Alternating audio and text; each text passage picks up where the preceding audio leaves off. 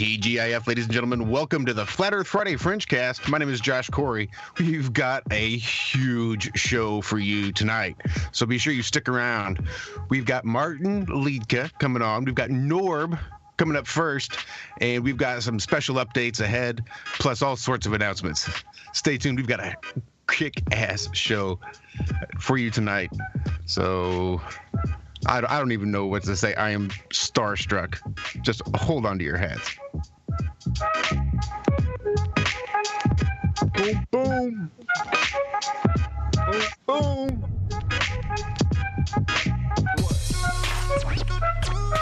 What? TGIF. Thank Gary. It's flat. If God's not your thing, thank Gary. Thank anybody with a G. Make sure it's got a big G. It'll get you in trouble. Anyway, welcome. Let's just see who else we got going on here. Adam, what are you talking about? Adam, I see you making all sorts of hand gestures. You might as well just. I was just playing I got those free buttons again, mate. Sorry. But they call it gravity. Totally forgot it. Hold up, bro. You don't believe in gravity? I call it density and buoyancy. Number 4. I know you heard this one before. Look at the ships disappear on the horizon as they dip, but a zoom lens brings it back in. There it is. Nope, that's just refraction, a mirage. Number 5. Look up. Don't you see the satellite? Don't you see the blinking lights? How the fuck can you deny? Cause I look up every night and I see the same sky. Nothing ever paralyzes, nothing ever flies by. Stuck in the matrix, I hate the stitch. Spaceships, photoshopped reality from data strips. Yet we believe 6 moon missions made it. Yet all we see is CGI and some great tricks. This rule is completely underrated. Keep your social life and flat earth completely separated. Cause the skeptics won't get this, but get this. Our freedom of artistic expression and free speech is under threat. Number 8, I hate it. Sideways, that's infinity. I was made from the Trinity, not no apes, just divinity. My algorithm is set to 432 perfect fractal patterns, those are nature's words. Number 9, the math and the numbers say it all. Railroads and canals were rebuilt on no ball. And from ancient civilizations to today's ship, the engineers don't put the curvature in their equations. I'm saying number 10, get ready to pretend, regurgitate again, cause you can't fit. My friend, if you get too many F's, you get sent to the dock. You got AD, now you're popping a cocktail full of chem. So they say the sun is not 3 million miles away. That's a bunch of bullshit, hot spots prove so they say the sun is not 3 million miles away. Get your mind right or they start to abuse it. They call it a sea level, not a sea curve. And I don't see curve, I'm a true sea curve. Vomit on reality distorted by these teachers and doctrinated research. That's no one smokes a weed fruit. What?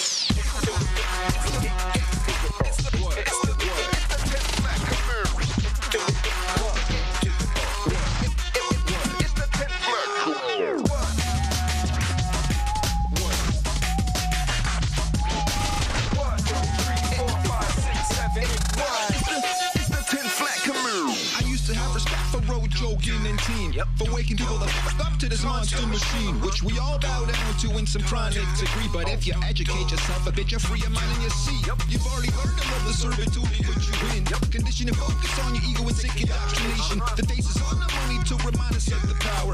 Prophecies were simply repeating the plans of these powers. Build a bird, Masons, Illuminati extremists. Down the rabbit hole, Pandora's box, they pledge allegiance. They study your subconscious and condition you to serve. You obey, you fear them, build your ego up and divert.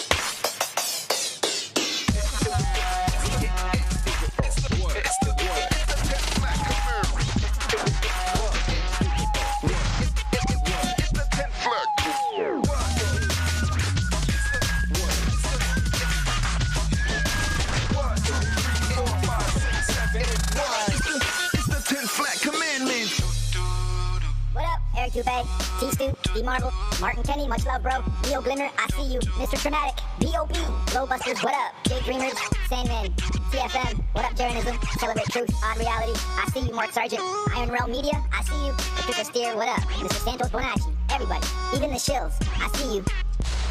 This and tons of other tracks are available on iTunes, Spotify. Support your conscious artists. Links will be in the descriptions. This is B. Louie. Thank you guys for watching. Have a great day.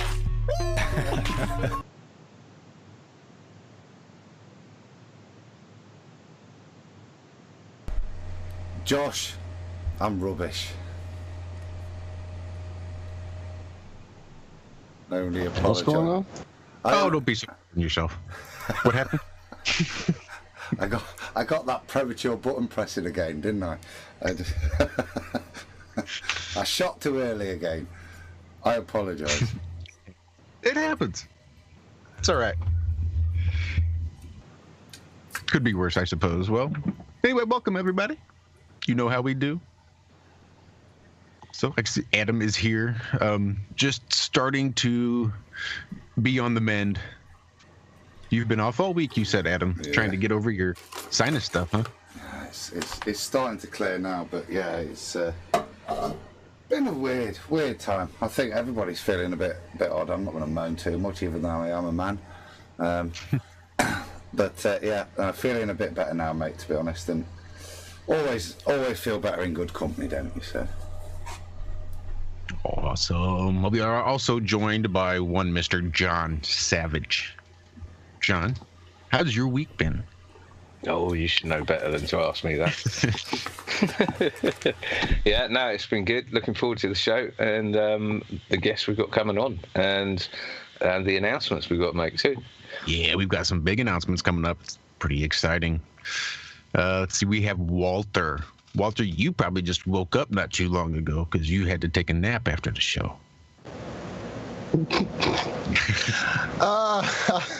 You're not supposed to give away all the old man secrets. Yes, I did catch a brief one, but today was kind of hectic. So, but I'm here, I'm raring, I've got my coffee, I've got my tea, I am ready to go. I'm actually loading some Kratom up even as we speak. So, you know it will get lively in here. Of course it will. How was the rest of your day, sir? Oh, you know what it's like when you need to go and earn an arbitrary piece of paper just in order to buy food and water in order to stay alive? Well, I just needed to go find the nearest slave master that's willing to pay me for all of my hard work and energy to give me some of those meaningless arbitrary pieces of paper. I've read it. Yeah. Other than that, it was fun. Hot. It's about 98 degrees here, just outside of St. Louis. Pushing at least 105 heat index. I think they're maxing it out at like 115 or something stupid like that. So I'm down in the basement where it's cool. One of the few times I'm not actually cold down here. So that's always nice. Well, let's see. That's three of you. Well, cool. Do it! That brings Pull the pin. And this is something I am so happy to be able to say. Because, well, let's face it, this is just another member of the family. The family, as they like to say over there in the TFR chat. The family. Not kind of like family, but for flat earthers, it's family. Anyway,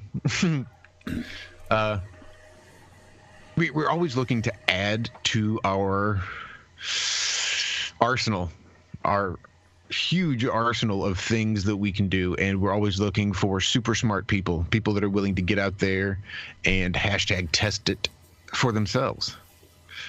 And this gentleman is definitely one of those people, and because he is family, we really wanted to be able to include him more in what we do here on the Iron Realm. So we have asked Mr. Zachary Zabala if he would be willing to join us every week here on the Iron Realm and sort of participate in the things we got going on even behind the scenes. So we now have a Good Times for All mascot here. So we expect everyone to be having a good time now that we have Zachary Zabala. So everybody, I want you to give Zachary a huge warm welcome. Whee!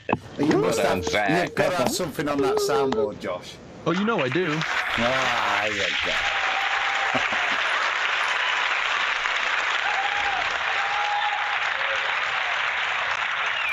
I just want to say, Zach, welcome, mate. It's an absolute pleasure to have somebody that, you know, I tune in and listen to and learn from, and I hope everybody else enjoys you and us guys getting an even bigger conversation going now you're here. Well, thank you so much for having me, guys. I was I don't know. It's hard to pick the words, but just overwhelmed with joy and happiness when you guys asked. It was, because it is. You guys are kind of like a family already. You know, I feel very comfortable around all of you, and it's easy for me to speak. And it's hard for me to find stuff like that. It is. I'm not open with too many people, and it's nice to be able to do that. So yeah, thank you guys so much for having me, and I try to bring whatever I can. You know me.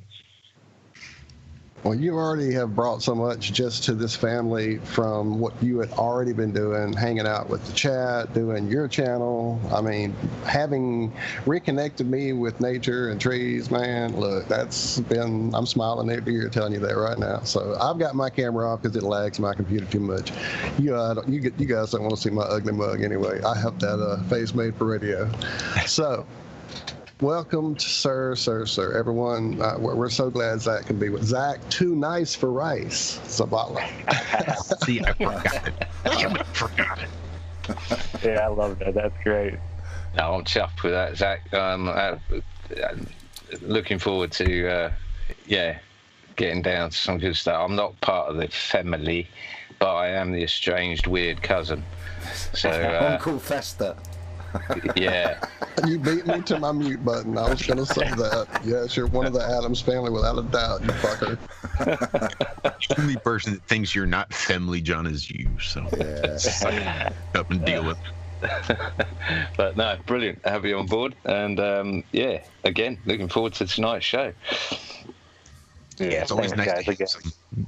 It's always good to have some wizardry in the realm. Right, and the alchemy and oh man, it's going to get crazy. And man, what a power-packed show for you to join us with, my friend. It's going to be someday. I don't even want to know I don't even have a clue where to begin. Where shall we start? Well, I think we should start with our very first guest, the guest we got on last week. Believe it or not, he was there. Nobody heard him, but he was there. At least momentarily, until we realized that it just wasn't going to happen through Skype that day. So we have joining us again, Norb, who just released not too long ago his new album 618432. So Norb, welcome back to the Fringecast. Hey everybody, thank you so much for having me as well. I'd like to actually echo Zachary's sentiment with being comfortable to talk on the show. I've been turning down a lot of interviews, and some of the really big ones even, because I'm afraid of what they'll do with me and my content and how they'll edit it. So I'll echo that with feeling comfortable and love what you guys are doing. I'm sorry last week didn't work, but happiness, love, light, and knowledge to everybody. I hope I can add to today's show in the biggest way possible. Thank you for having me. Thank you so much, man. Thank you. That's awesome. Thank you so much. Cheers. No problem. I actually will even further that point by saying I do believe the smaller independent channels aren't getting enough love and light out there. So you guys in the chat listening, don't be shy to bump this. I know it's 4 hours. It's long sometimes, but it deserves more light than some of these bigger guys, because the real truths, I think, and the people that hold weight and don't twist stories are the smaller independent channels that aren't getting the much deserved light they do deserve. Oh, shucks. Cheers, Norbs. I'll stop ass kissing there. But yeah, I'm excited. Today is also another really big day for me on a personal level, because this whole 618432 project, for those that don't know, jump on Spotify, iTunes, Tidal, Amazon, wherever you stream, and just look up 618432. 618 is the golden ratio in numerology. It's also the date I chose to launch this on, June 18th. It's also the unit number where I live. It's a cool triple entendre. And 432 is the hertz that we should be sticking to with our music, which we'll get into, I guess, more in a moment. But that launched a few weeks ago through a platform, a distribution company that is a Canadian startup that has been kind of trying to get me on board to join their team. And I want to check out their system and whatnot before doing so. So I have now joined a team in Canada on their journey as a startup to help people like myself even get their music out there and get it off the free download, free stream places like SoundCloud and whatnot, and get them onto the actual stores to help young artists, new artists get discovered and monetize. So I just wanted to throw that in there, that this journey of me starting with the flat earth journey on the Norb theory with Martin Kenny and reproducing his work brought me to I had my eyes closed. The stems from that track were used all over that Norb Theory thing, and everyone was like, what's that song? What's that song? What's that song? What's that song? And I'm like, this is a really interesting moment for me to take this single and do something with it. And it turned into a 14-track, full-fledged album, all done at 432 hertz. And now it's brought me to a COO position of a beautiful Canadian startup. And in some weird way, shape, or form, you guys were a part of that because I was on this platform before any of this happened. So yay, and cool, and I'm happy to share this with you guys because it all happened today. Norbs, do you want to elaborate on that, mate? What you just dropped in there, that amazing thing you're planning on right now it's in an alpha stage where they're getting all the tech and the first few features working. If you guys do want to take a look, it's sparemusic.com, just like a spare tire, sparemusic.com. And you'll see the first initial interface with the first few features working. And you can already upload your stuff and get it on all the stores and whatnot. But the new official rollout of the site, the interface, the features, add-ons, etc., is all going to be rolling out in the next couple of weeks, which is a part of why I've been brought on board to try to help with the mass user acquisition and just the way we're going to operate as a company and how we're going to structure the services and try to try to compete with the TuneCores and DistroKids and others out there that are leading this industry and kind of monopolizing it right now. Norb, are you looking into the podcast arena as well, or just music only? All and any audio, really, except for, I don't know if they'll accept acapellas. I'm still looking into how to deal with acapellas because I do want our platform to service both those that make beats and those that make vocals, just do vocals and team them up. But we are accepting Foley, scores, intro, outros, stings, really any audio that can be sold or licensed to films or ad networks or ads. So really anyone with a catalog of audio that's sitting around collecting dust or old songs or stuff that's already uploaded on free places. I'm not shitting on SoundCloud, but if it's on SoundCloud, it should also be on at least all the stores, and we're offering a platform to do it. And because it's so new, anyone that gets in now, those first few batches are going to be somewhat quote unquote grandfathered in. So they'll always have those incentives and features that, you know, when the company's a year or two old, I'm already seeing a success with this. And in my come up, I've been blessed in life by doing 60plus.coms and split testing my way to my winner. So I can identify losers and what not to do very quickly. And I say no to partnering with people very often. 99.9% of the time I'll say no. And this is a yes from all sides. So I do see this going huge. And I think anyone that gets involved now is going to be nicely rewarded once it does get there because they were grandfathered in as of now. So sparemusic.com. If you make music, audio, Foley, scores, acapellas, if you're involved in music in any way or have WAV files sitting there, we can help monetize them for you and hopefully get you discovered. That's awesome. That's really interesting. And I must say I'm quite blushed that you're on IONRM. You're saying you don't back losers, so nice. Like that too, thank you. In fact, like, it's funny because I won't back some of the winners out there right now that shouldn't be winners in my opinion, but they are just because they were either first dibs or they attracted through controversy, but they're pulling to buy now buttons or they're pulling to religion or they're pulling to ebooks and too much. There should be more just truth spreading, less monetizing and buy now buttoning. So I like what you guys are doing from the heart. And I'm still just a guy. I'm still just a regular guy that just works hard and is persistent. And I've dug my way through some cool moments in life. But I'm happy to be here and share some of this knowledge for the up and coming entrepreneurs, musicians, etc. Well, that is absolutely amazing. That's to be able to empower these young artists that way is awesome. And there's so many people out there making truth music right now. Just it's everywhere. So yeah, this is amazing. Yeah, specifically, there's a guy named Flat Earth Music Guy, right? There's like an actual Flat Earth Music Guy. He named himself something like that. If you listen, bro, hit me up. I want your stuff. I think you deserve better monetization strategies because he gets a lot of views on his music. I noticed. I checked him out in detail a bit because I think he'll be one of the individuals I reach out to if he doesn't reach out to me. So his name's Alex. He lives in Spain. He should be over for the Flat Earth conference in Colorado, I think, shortly. Cool. Yeah, I think he's heading it up actually and releasing a few a few songs on there. He's a really talented guy. He I think he sort of cut his teeth making ringtones and things like this. But my word, what a talent! Yeah, he's a good bloke, I think. Yeah, I ended up watching one of his videos and was so amused because you can tell he also puts in a lot of effort into his music, his green screening, his cats on satellites while they're flying and playing guitar and all this. So, and I also saw him comment on feedback on my album somewhere along the way here as I'm going through looking at the ecosystem's response to my releases.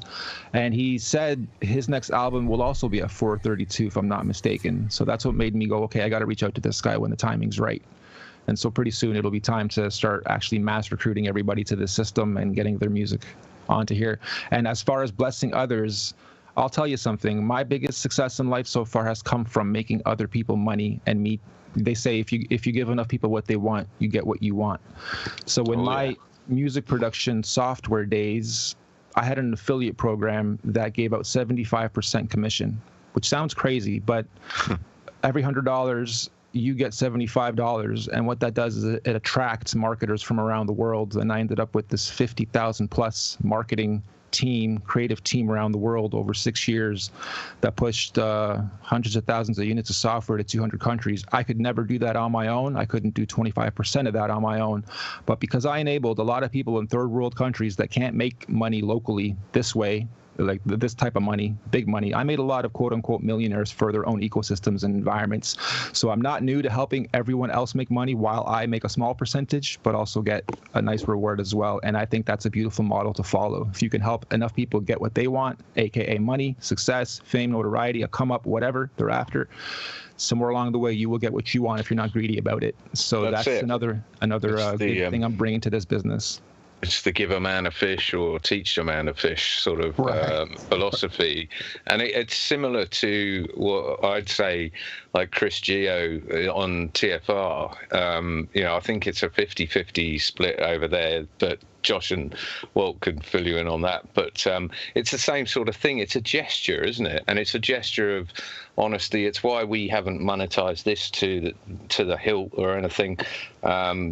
It just shows integrity, I think. And you're right, it is a balance, because if you give too much integrity, unfortunately, the ecosystem we're in looks at free as not valuable.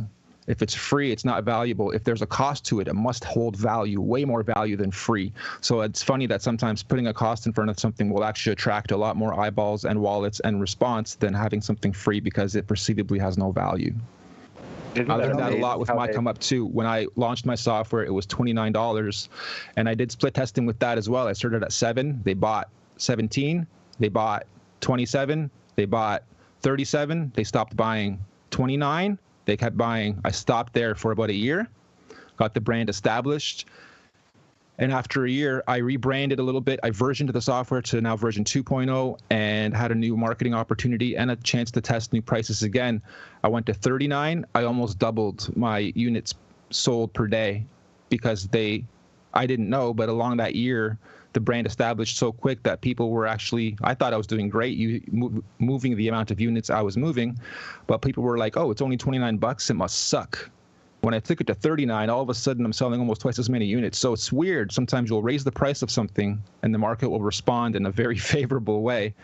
And then I went to 49 and it didn't go. So I went back to 39. But still, that was a big move for me. I upped the price and moved more units that way. And then I introduced a back-end system where once you buy, it's thank you. Would you like to add this to your order and this to your order? And I got very creative with the back end. And that's where I almost quadrupled my income. So it was a very big learning experience for me too. Just from having a one-time $29 product to now moving the slate of 90 plus things in my queue that I can sell on the front, back, and cross-sell, etc. Sorry, I'm rambling. I'm going to stop there. No, it's all right. No, do people still fall for the 9 thing, the $9.99? I mean, I don't know. In retail, customers, the markets have been conditioned to $9.99 or ending in 9.9 or 9.8. 9.5 sometimes works as well. These are seasonal tests that most brands try. And online, in depending on the niches, but it's usually in the 7s, 99, 97. You'll notice 7s a lot. Or 97 or something. Yes, and that's because the earlier online marketers that dominated the industry did these split tests as well. 93, 94, 95, all of them, and they found the 7 for whatever reason psychologically tells the user, well, they know they can't go any lower than 97 because they would have just put 99, so why not just put the next price up? So it's weird that 95 won't work as well as 97 and 99 won't work as well as 97 in the biggest split tests in history, and now the markets have been so conditioned to always seeing that just works best. No, it's bizarre sorry. because hold on. I just wanted to say something. It's bizarre because in Australia they don't have 1Ps anymore. They got rid of them years and years ago, but everything is still, $29.99, and somehow it's just sort of ignored that you don't get your penny back. It's bizarre. Actually, here too, they got rid of the penny and they round up or down by 5. So if it's 97. You won't get your 2 cents back. If it's 93, you'll get, or however it works. But yeah, the penny is gone, and they're just rounding up or down. Showing it is a that funny it still little works. system. It is a funny little system, but here, like, the pennies were gross and they were old, and the bums wouldn't even take them. I don't know how it was over there, but it's good they got rid of that. There used to be copper over here, but anyway, I digress. Adam, sorry. No. All I was going to say was you're mentioning there, you're talking about kind of consumer analysis, and one of the things from your YouTube vid, which we played the intro to with the full 10 Flat Earth Commandments, part of your request to people, and I wanted to kind of get that out, was to ask which of the tunes your top 3 to kind of, for you to kind of market and engineer the release of the album based on feedback. So I didn't know if you wanted to kind of align what you're talking in terms of not necessarily where you made your millions, but how you're linking it to the music now, and maybe a shout out to anyone who's listening to have a listen to the full YouTube. It's about half an hour long, and it goes through, it's about a minute and a half of each of your tracks, isn't it? It's really cool. Yeah, sure. If you guys do have the time, I would love for you guys to jump on Spotify or iTunes or the platforms and have a full listen to the full album there, because you'll get more than a snippet of each track. But to short form it, if you do look up 618432 on YouTube, and you'll get to the actual video with what we just watched at the beginning of the show, then I do ask for your feedback on the top 3. And I did that because I feel like, again, going back to split testing, I can try to force my bias. I'm the artist. I should know which 3 songs are best, right? But that's not always the case. I'm not the market, and I want the market to tell me what 3 songs they enjoy the best. And it's kind of easy to see which 3 are the winners. And I wasn't too surprised to see which 3, or I'll even say 5, that keep being re-mentioned over and over. Even though it's a small sample size, I was expecting the YouTube video to get a lot more love than it's getting, or views than it's getting, but it doesn't matter. Just the sample size it's gotten, the engagement has been incredible, and the feedback so far has been very telling for those top 3. So it's just me kind of wanting to maximize instead of me forcing a bias. These guys already like these 3, and my Spotify analytics, I can also see what's getting the most love, share, put on playlists and whatnot. So it's cool that we have access to this kind of stuff now, or even just asking your fan base to tell you, what do you guys like? I'd rather market those than force you to, market what I want. You guys to take it. I've got my top 3, Nob, and I'm kind of, you talk about bias, and it is a totally biased top 3, because I put at number 1, I put 10 the Flat Commandments, solely because it's just more relative to me, and then 2 and 3 are just basically the tunes that I've kind of got to know you from as we met you, which is, so 2 I've got. It was a tough decision which way around to put them, but for number 2 I had my eyes closed, because cool. I do love that tune, because ignorance was bliss, it really was, and then number 3 is just me and my sounds. So nice. Yeah, it's hard even for me to sit back now that it's been a little bit. I got to a point where every artist goes through this. I don't want to hear my album. It's been too much. I've heard the instrumental thousands of times, maybe not thousands, but I've heard the whole thing as a final product even too much. So I need to miss it. I need to miss my own work before going back and listen to it again and having appreciation for it. But I would love watching everybody else's reactions to which ones and why. I'll also say that it depends on who's listening. Like when I share it with my circles that aren't in this scene of truthers and flat earth content and stuff, they're obviously going to pick stuff that's more in line with what they can relate to as well. So it's cool to see that obviously this scene is picking the tracks that speak to the audience. So you're not ready to go on tour just yet, Norb? And you know what? It's a funny thing. I don't know that I would even be the type to jump on stages and rock crowds of thousands of people. I don't know that I'd even be the type. I really have enjoyed. I see hologram be doing in our future. Little bit of a sensitive topic because I don't want to disrespect any artists out there touring and doing this, but I've been very careful not to put myself as the brand. I've done my success journey through getting to launch brands, hiding behind logos and brands, and getting to express creativity. When you're the brand and you're a sensitive artist, it's difficult. So I don't know that it's in me to get an actual agent and start being exploited. I almost look at it as a metaphorical monkey show. Come look at the monkey dance. Come look at the monkey dance. Buy your tickets. Buy your tickets. I don't know that it's in me, even though I'm sharing my music and it's a beautiful thing I'd be doing. I don't know that it's in me. So getting to enjoy this from a digital standpoint and digital platforms and getting it to spread online like a virus is a much more, it correlates to how I oscillate, because I'm not really one to be like, look at me and jump in front of the cameras all the time, even though I do it on a artistic level and whatnot. And now I'm doing it through a company that I'm joining, so it'll be a cool journey, but it's still all music related. But sorry, just to get back to my point that, yeah, I don't know if I can tour. I don't know if I could do the whole like touring and selling tickets and all that. I'm with you, Norbs. Well, one of your fans in chat is saying hello and missing you and shaking her head at you, Candy. I'm sorry, I'm not looking at the chat. Hi, Candy. Hi, Candy. And tell her, Candy, and tell everybody, eventually, after this interview, I have to take a little bit of a break from the interviews, and my next couple have to be on not Flat Earth or Truther channels to balance this whole thing out for me. So I am going to be doing an interview with Candy in the future once everything settles down as a follow-up, so that I at least have one interview to look forward to sort of a little further in the future once everything does die down, so I'm not forgotten. But for now, I want to sort of use this as a cue to sort of take a break from all this promo I'm doing. Well, we appreciate it, my friend. Thank you so much. We prepped some OBS windows for Candy for that interview, but I was going to I just wanted to come back, guys, just to those top three. I don't know if anyone else wanted to mention it. I don't know. Zach, have you got a favourite tune of Norbs? This chat log gets logged, right? The chats get logged for me to read later? Yes, it does now. If you guys are in the chat logs and have listened to the album and want to drop your top three, or even just top one, if one sticks out at you, I'd love to get some feedback on anybody that already has checked it out.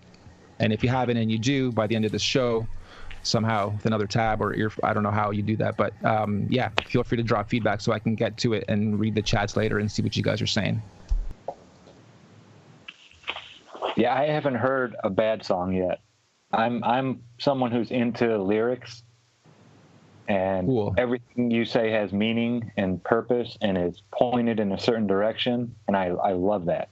I really appreciate that. That's heartfelt, because I do craft the lyrics to be not to dumb you down, but to enrich and enlighten. And all the lyrics out there by the artists right now are very dumbed down, unfortunately.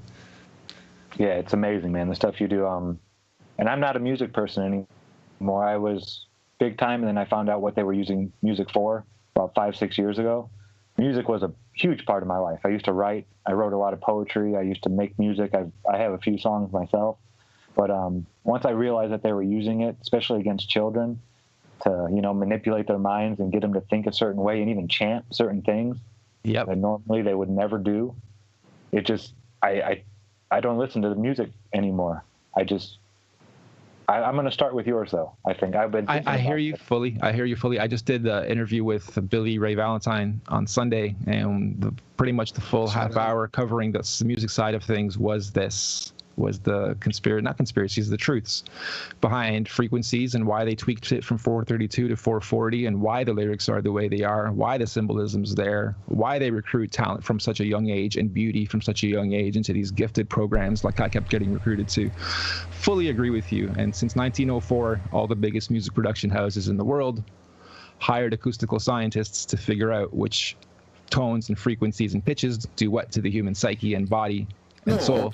Would you at this point, just before we go into a bit more detail, just for people that maybe haven't heard you before, just reiterate what's different about your music and this album and the 432 and why that is important? I know we've covered it before, but just for those that maybe haven't heard it before. Could Yeah, you just it looks give like we do have some new people in chat, so that's awesome too. No problem. Here, I'll try to do it in a brief point form because it can get deep quick and I'll get sidetracked. And if I do, please speed me up. I'll try to make this brief, like point by point. Welcome to the round, Absolutely. mate. Right, that's part of the round. So when you say 432 hertz or 440 hertz, what's happening is we're going woo, woo, woo, woo, woo, woo, 440 times per second. And once you get woo, woo that fast, it turns into a woo. So at 432, we got woo. 440, we got woo. 450, we got woo. And the higher you go, the higher the pitch will get, the tone will get. Now, if we take sand or if we take water and we vibrate it at 432 hertz, and you look at the patterns it creates, it'll create the universe's natural designs of flowers, pine cones, trees, anything you look at that has fractals and repetitive patterns, even us. We oscillate at 8 hertz as human beings, by the way.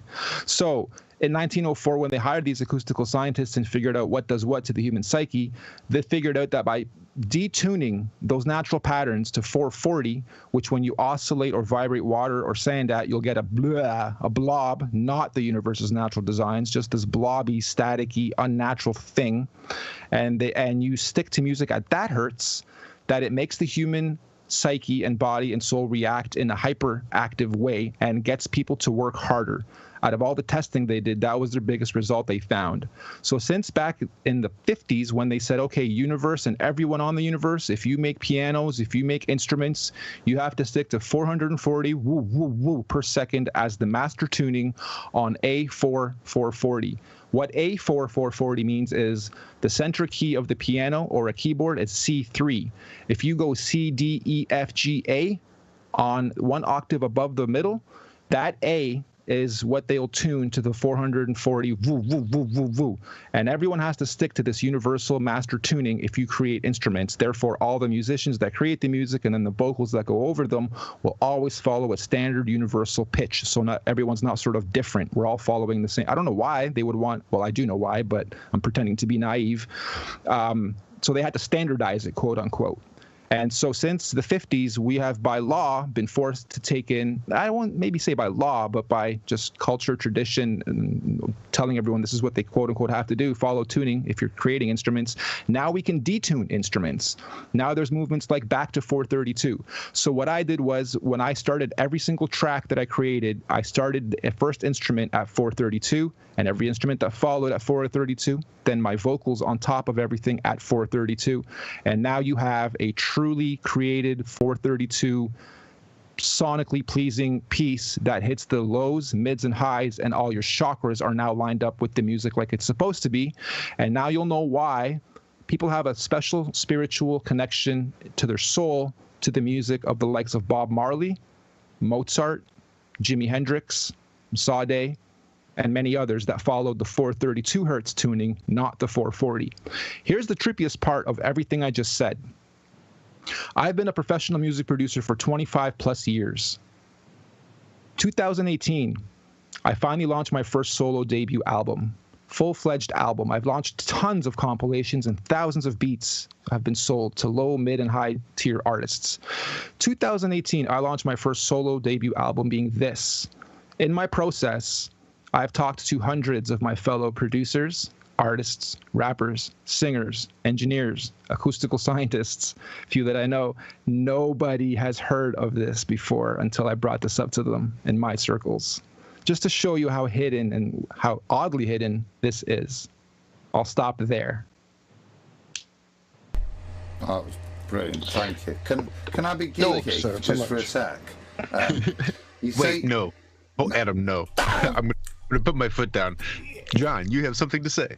I did, yeah. I wanted to get a little bit geeky. I was just wondering whether it was a coincidence that 432 it was divisible by 8, being our human resonance, being our frequency. You said, and B, how is that measured?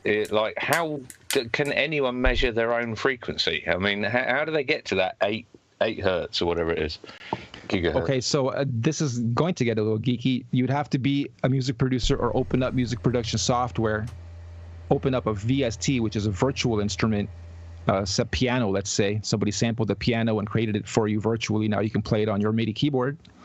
And I use Logic. So for instance, in Logic, you would go to your settings, to your tuning settings, and you would detune 440 down by minus 31.6, which would take that down minus 31.6% and give you 432. And it'll tell you on the screen, you've detuned it by this much and you are now hitting this tune. And you can hear it because your piano will go from ding, ding to ding, ding. It just pitched a little lower. So you'll physically hear it that you are now at 432, and there's a visual telling you with a little meter going whatever direction it's going in, depending on what note you're hitting, and it'll tell you the hertz you're hitting. So you can. It's probably me talking gibberish, but the question was, well, my question was, how does someone measure that a human is 8 gigahertz or whatever? You know what? That's a good one. I don't know how you would measure a human, but there are actual physical machines out there as well. I don't know what they would be called. Hertz meters, maybe? Maybe. I know how to do it through my computer and through digital music production software, and tuning an instrument manually, like a guitar or a piano, you can tune to whatever you want. So therefore you can, I assume that's how they would have to do it. If you're doing it through a guitar and you don't have a computer handy, or haven't used one to tune before, maybe they're doing it through these Hertz meters. I'm sure someone can Google this right now and throw it in the chat if you guys can. Google Hertz meter or whatever related searches come up. But there's definitely ways to measure hertz and frequencies off of stuff. Yeah, I'll have to have a look into that. And the other question was the fact that 432 is divisible by 8. It goes into 432 54 times. So I'm just wondering if that's... Can I add to that bit, John? Because that's where my geekiness comes in. So, yeah, 432 is divisible by 54 times, but so conversely is 440 55 times. Now if we went to 420, what is it, 424, which would be 53 times, is there a difference? Because you're suggesting that at 54 it's in resonance with us and more harmony with us, and excuse my ignorance because I'm a scientist, not an artist. But so you go up that extra 8 hertz to 55 times to 440.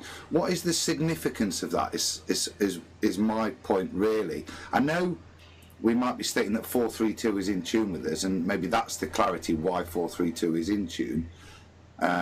Maybe this will help.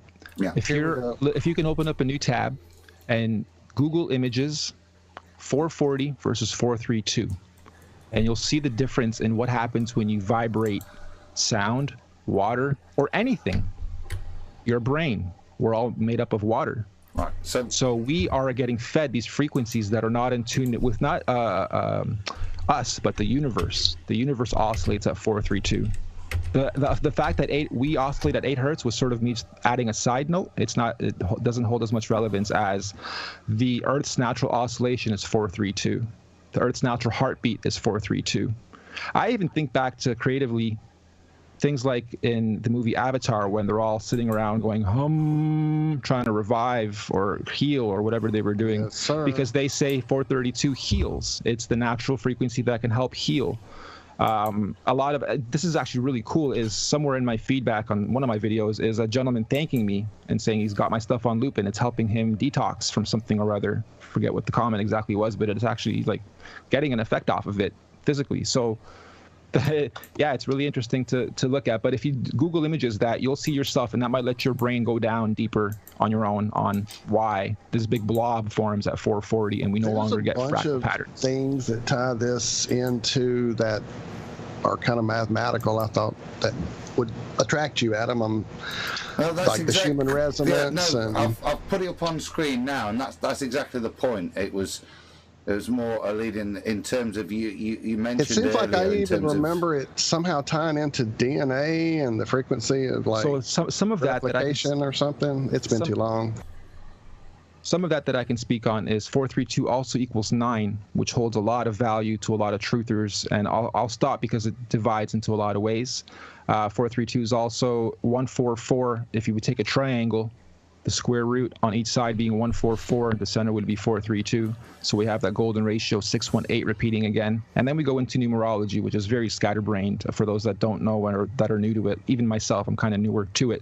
But my whole album follows, how do I say this? It follows numerology and a lot of things to decode and decipher along your way that you're listening. Like all the track lengths are 333, 444, 432, 555. Richard Callback, I can't remember how to pronounce it, would love your stuff. I'll tell you, he's got a blog. What was it? The Narrow Gate? Yes, sir. Yeah. No, I think it's absolutely really interesting. Thank Again, you. I did find a page that talks about it. 8 hertz is also the frequency of the double helix in DNA replication. That's it, yes. Melatonin and phenylalanine work on the DNA, including an 8 hertz signal to enable mitosis and DNA replication. A form of body temperature superconductivity is evident in this process. Wow. I don't think it's something you or I could do. Equally, measuring Earth's resonance, I don't know about that anyway. And Adam, you put yourself down. You are an artist. Piss artist. Yeah, I knew that was coming. Sorry. I also think we take for granted, and I said sort of the same thing on Sunday's show, that we take in tones. I don't want to call it music anymore. I'll say tones and frequencies on a daily basis in everything. We are drenched in audio, from the background music of trains going by to actual programmed, sonically pleasing cocktails that destroy your soul, like the music we hear, not just in when you press play on a stream or your favorite songs, but elevator music, restaurants, your car, ads, movies, intros, outros of everything. Your own show. You probably play 440, you don't even know it. That beat at the beginning of the show, sick, by the way. Sick beat. Love that beat. I was rapping to it while the show was starting. But it's probably at 440 and you guys don't know. And I think that's another cool thing is that even though it's destructive and dirty, the frequency 440, it's so they can still make it so beautiful and you love it so much. It's the new crack. We're a bit destructive and dirty sometimes too. So probably goes with us. Forging that iron. And not for nothing. That beat actually comes straight off of YouTube. It's a song called, well, Not For Nothing. That's another good McDonald. point. That's another good point. All of YouTube's tracks that you can put onto your videos royalty free and all that are all also 440. So now all the content producers are being pushed to use templated 440 as well. So it's really hard to it's difficult to get away from if you really think about it. It's the aspartame of music, isn't it? Yep. It's the new crack. There are apps out there. I should mention this to everybody. There are apps out there that are free that take your music on your phone or device or iPad or computer and will detune it back to 432 for you. Your whole playlist, any audio file you play, it'll detune. The only thing I don't know is the double positives. Like if you play something that already is 432, what it'll do to it. And there's a bunch of apps out there, but it's cool that people are catching on to this. And there's apps that'll take your whole library and play everything at 432. And I don't know if you'll notice, because if you're live playing at 440 and you switch to 432, in that moment that you switch, everything just goes down a bit in pitch, so it sounds funny all of a sudden. But if you start your listening session or your playing session at 432, you probably wouldn't even notice, but your body and your soul will. And I have a few different tuners for my guitar, and I've tried to find a way to set them to tune for that, and I don't see a way to change the sense. So apparently I'm going to have to invest in a new tuner. I'm sure there's an app, actually, I bet, that can do it, huh? Frequency-controlled weather, somebody wrote in the chat. D, props. Yeah, frequency-controlled weather, like sonic weapons, they call them, or whatever, are big in the conspiracy theorist lands, too. So who knows what they're really shooting at us when we don't hear it or know it, because it's way too high or low below our radars for our ears to catch it. Way too high of a hertz for it's from our smart meters. That, too, off your smartphone. You don't even hear it because it's so high-pitched, but it's wrecking your brain. Cancer. There are free apps out there, Walt, for sure. I have one on one of my old phones. I use it to tune my guitar, and I've done a little experimentation with it. We'll hook up and see what it is. Cool. Or you can tell us say about it now if you know what it is. Hear about it. Please. The 432, my guitar, it just likes it more. Whenever I hit a note, it holds it for longer. It's more pure and rich. And when I tone it to 440, it's almost as if I'm stretching the strings too long. I don't know if I've always just, my natural tuning was always set at 432 because I always would tune by ear. I never really used a tuner. And I noticed when I had to go to 440, I had to turn it way up, and I didn't like the feel of it even on my fingers hitting the strings. It was just too tight. A guitarist who's played a long time can tell the difference, you know. And that's really cool to hear. Yeah, my guitar and I've had people, I just have a $225 Washburn D8 or 2002 anniversary or classical edition. It's got a real wide neck on it. And I've had people offer me $700, $800, $900 guitars to trade because this thing just has a super rich sound. It's just so beautiful. But I think it's because I always tune it to 432, and they probably tune it with an electric tuner that's telling them to do it at 440. That's really cool. As a musician that always has had trouble with his vocals, I've been running my studio for 20 plus years and have worked with hundreds of vocal artists and helped them and vocal coached them, but I myself couldn't really do the vocal parts and have always been shy of it.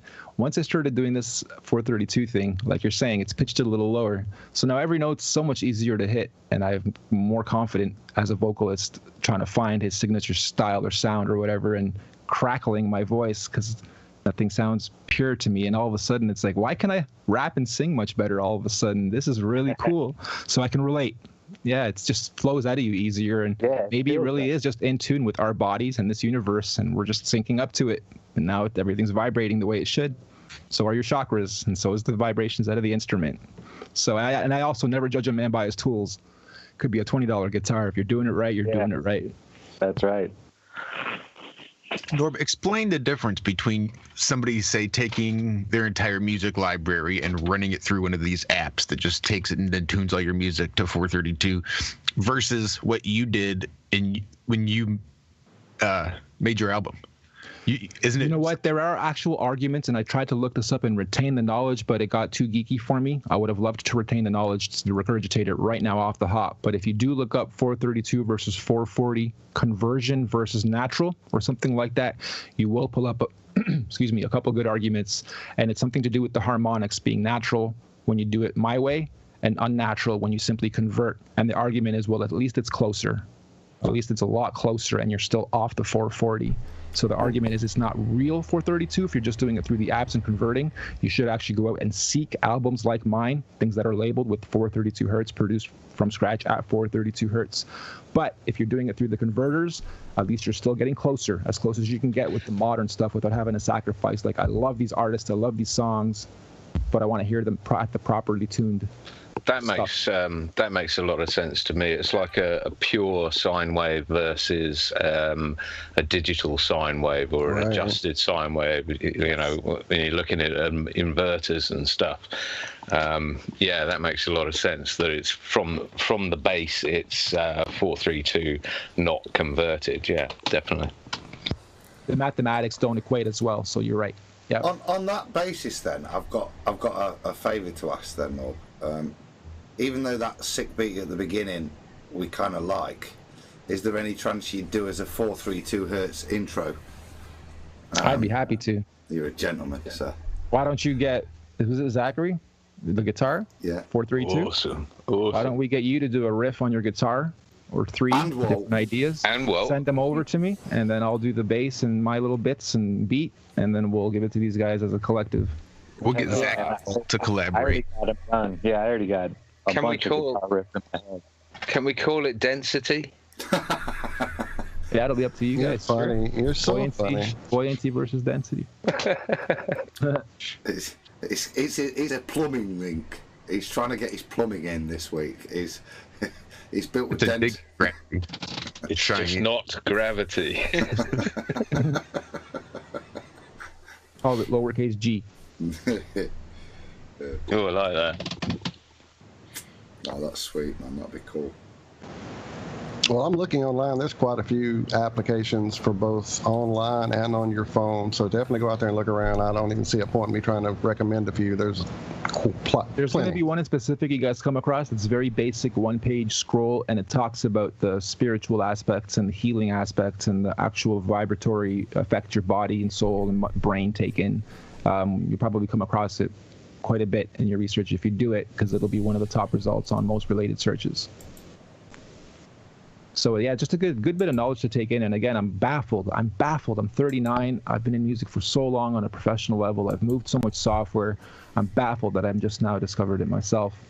And it's a shame too, because again, going back to my software production days, I had to program all and make all the samples, every kick, snare, hi-hat, instrument, effect, riser, fall, stab, you name it. I created them from scratch, from tones or from other combined instruments and sounds.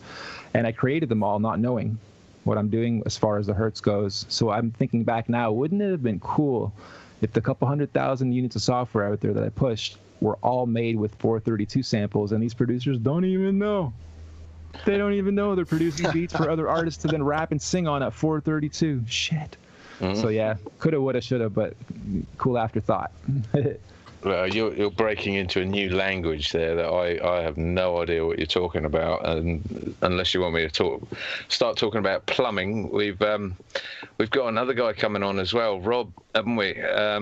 I'm just texting him now. I was just saying you're good to be in. I was going to say, how long can you hang around for, Norbs? Because love you to meet Rob Durham. I've got about 20 minutes, and I can stretch it to 6:45 my time, which would be 40 or so minutes. Oh. So cool. If it's my time to go, I'd be happy to pass the mic over. Oh, no, you do not have to go anywhere. A little longer, sir. I'd be happy to do either. Hey, don't leave. Don't leave, whatever you do, bro. It's no, I'd like to cross you over. Yeah, so that you guys we can wanted meet. you to meet him, actually. He's sure, yeah, I'd be happy quite to. a gentleman in the community here. Just making sure I'm not taking up my portion too much. Oh, no, sir. So. You could stay the whole 7 hours if it turns into that. Yeah, I wish you could, actually, yeah. Anyone can who's coming on, absolutely. Yeah, and we have talked about quite a few topics, so you guys can chop this video up into smaller, easier to munch on, portion-controlled bits for the audience. There's an appeal, isn't it, to our audience that we're looking for, is it a Seventh-day Truth Seeker or a Potter's Clay that chops up decent segments and releases them? We're told we're too long, basically. So now would be a good time to actually even get some immediate on-the-spot user feedback. Not that we're unsure of ourselves or that we need it, but we would love it. Why don't you guys in the chat let people know, do you prefer having videos being 4 hours one time, or would you prefer them in bite-sized content bits and then a full-fledged 4-hour one once all the bite-sized highlights are released? Because I think that's important for you guys to get feedback from the audience. This is where we need some help, because we're only 4 guys that have got to this, and that needs a little bit of. I don't think most of us are that tech savvy to be able to do that rapidly. So we are looking for a little bit of help. We've got somebody, hopefully, that might be able to help us. But that's something that you hit on tonight, Nobs, and I think is spot on, because there's little bits I've listened to tonight, and I've tried to change the screen as the topics changed to help me be able to find it, and do you know what I mean, and link these things, because there's been some great little topics and segments that we've discussed with you tonight, just from 432 and so on. And great, it's good that your mind began making notes early on, and I just started geeking out on the whole conversation and completely put my pen down, so shame on me. I'm going to change the screen now just because of that. But it's interesting you say that, though. Oh, go on, sorry, mate. Sorry, mate. It's interesting, harking back to what you were saying earlier about not listening to your music back again. It's very much what goes on with podcasting, and what we're doing here is that, to my knowledge, I think I'm the only one who actually, because I've got no memory, I don't remember this show. Next morning, I look forward to downloading the show and listening to it, and it seems I'm the only one that does that. No one else can stand listening to themselves, and it's the same sort of scenario. They've done it. They were there. They heard it once. They don't need to hear it again. But it's amazing what you hear on the replay.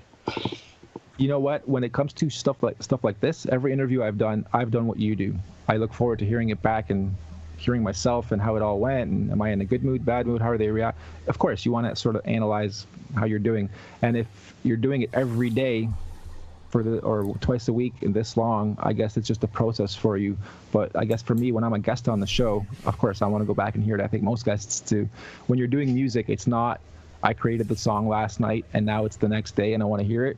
It's, I created the beat last week. I've heard it 50 times while I wrote to it. I've structured my syllables to hit where I want them to hit and my words to hit where I want them to hit. I've sung or rapped it 16 times, different takes, compiling the master take.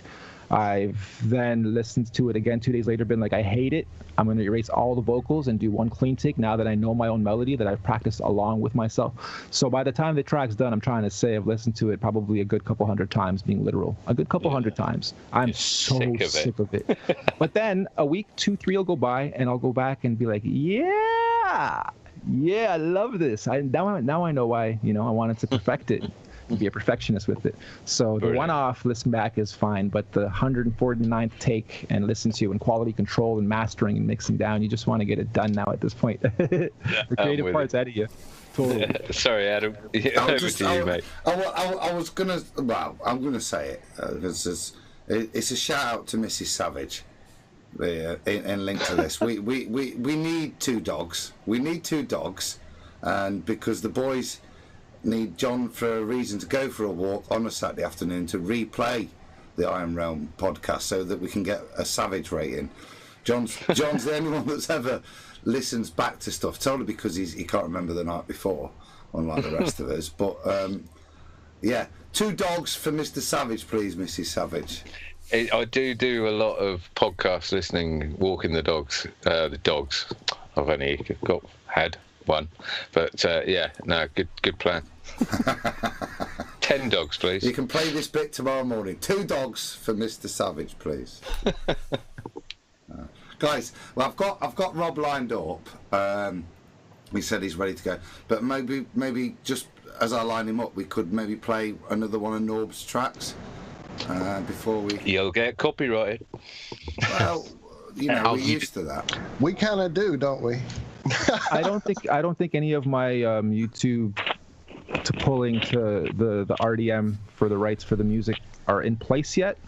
That might happen, but I think I'm also going to have the opportunity to whitelist, or I can ask people to whitelist certain channels. Oh, that's awesome. I don't know if we've already played the 10 flat commandments, sorry. So I guess it'll already happen if it's going to happen. If you do want to play another one, the most popular one other than this, the 2 most popular are 432 Decoded. I think that's just because it's the first track on the album, so it's going to be the opener. And then the other one people like are Good Girl versus Bad Boy and Illuminati. Yes. What's your favorite, Norb? What was your favorite one while you were making it? Which one is the one that you think is the most influential? I'm still going to pass it back to the audience, and I think Illuminati would take the win. Yeah. I want them to hear what they want. I hear you. It rattles the windows. Awesome to hear that. Well, you want to play that one? Because I'll be more than happy. That was my top 3, actually, was 432 Decoded. That song makes me miss my old thumping system big time. And I'm sorry, was that a cue for me to line it up, or are you guys going to line it up? I'm trying. We're working on it. Okay, no problem. No rush. Yeah, I just wanted to make sure it wasn't on me. Oh, no. Look, I've got it. We can do it my way. Oh, I know they watch me try to control my soul and my mind and my body. Illuminati. Oh, I know they watch me try to control my soul and my mind and my body.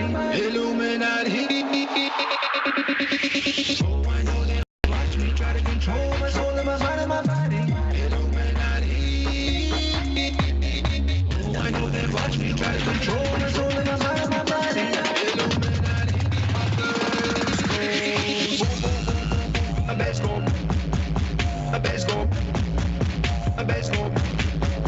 A bass go. A bass go. A bass go. A bass go. What's been happening in your mind?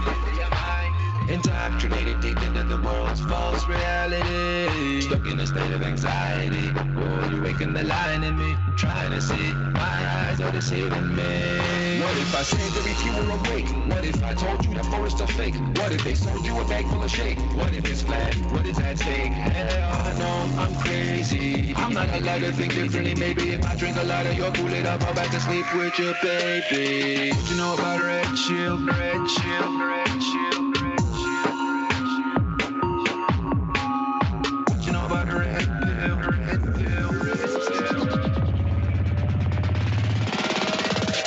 My first goes. My bass go. My bass go. My bass go. Bass go.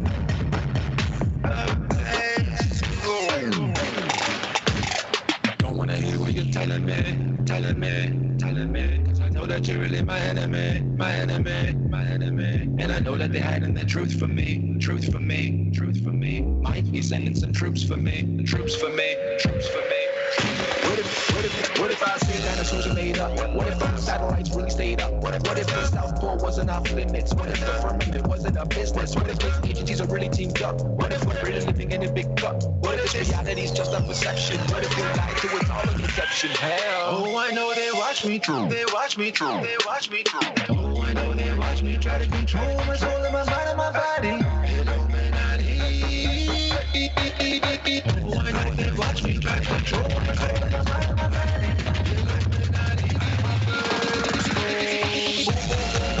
My best go. My best go. My best go. My best go. My best go. Let's go. This world is full of fire.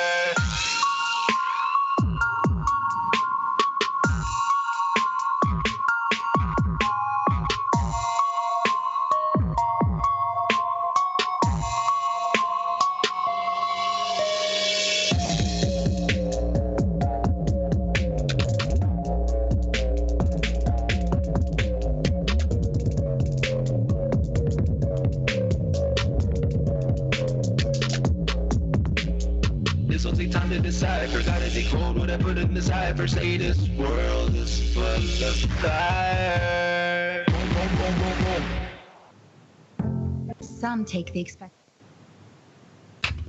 Awesome stuff. I forgot it was cold out. Time for the soundboard. Two things I want to say. First, thank you so much for playing it. And number two, for those that aren't into this kind of music, and those that have watched the video and are asking, what's with the guns and the girls and the violent slideshow, I executed this the way I did for a reason. And I made all the tracks very, very modern, very trap, R&B, hip-hop, reggae, grime, drum and bass, some slow jams for the girls. But it's all done at 432 so that it still ends up in today's modern playlists and younger kids' playlists. And sometimes you got to use their own weapons against them. So this was sort of my way of reinterpreting that, saying I don't want to make it all kumbaya, happy-go-lucky. I could have made it all tones and made you feel all floaty the whole time, but I do want to not target fellow truthers. You guys are already awake. I want you guys to love it, enjoy it, and share it, but do your best to get it into the younger kids' hands and heads and people that aren't used to 432 but still like this kind of music. So I'm sort of doing a double positive. I might lose some subs that are so used to seeing nothing but beauty and love, and they see no evil, hear no evil.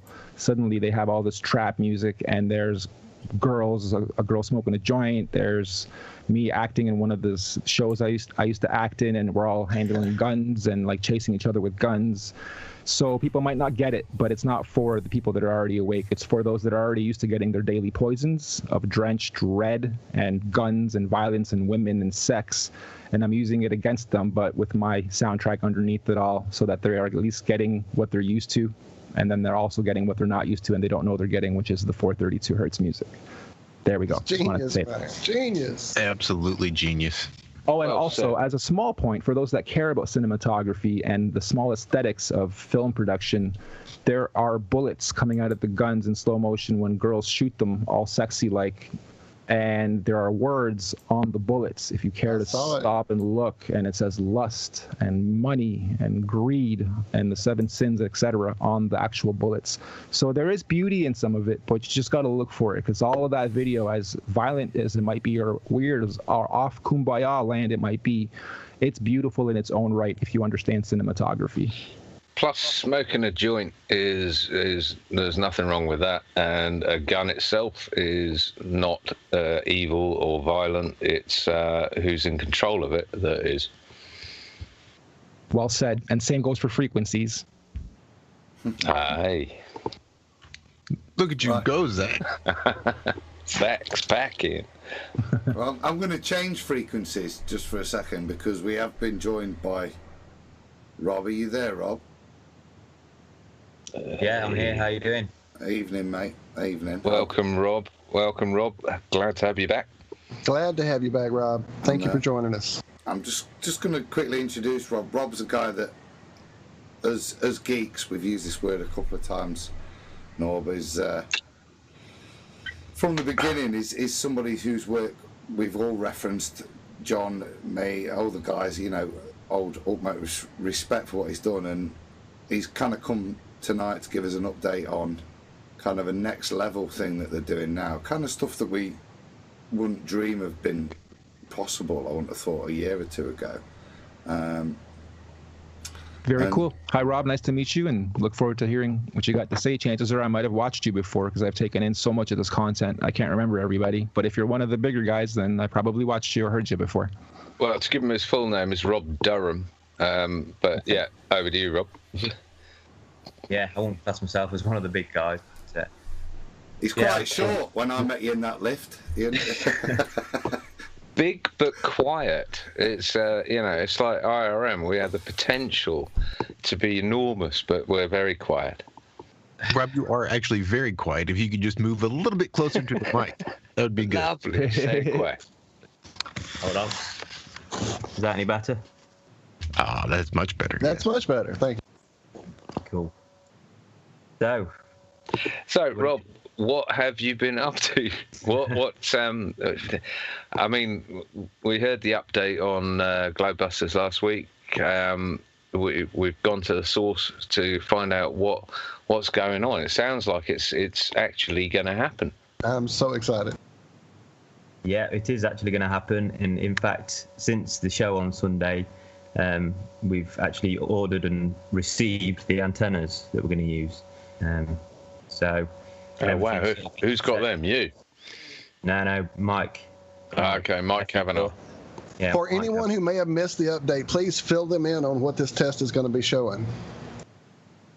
Okay, so this is a long-range microwave test from the coast of England to the coast of Holland at a distance of 148 kilometres, with heights at either end of 60 metres and about 37 metres, we think, at this stage.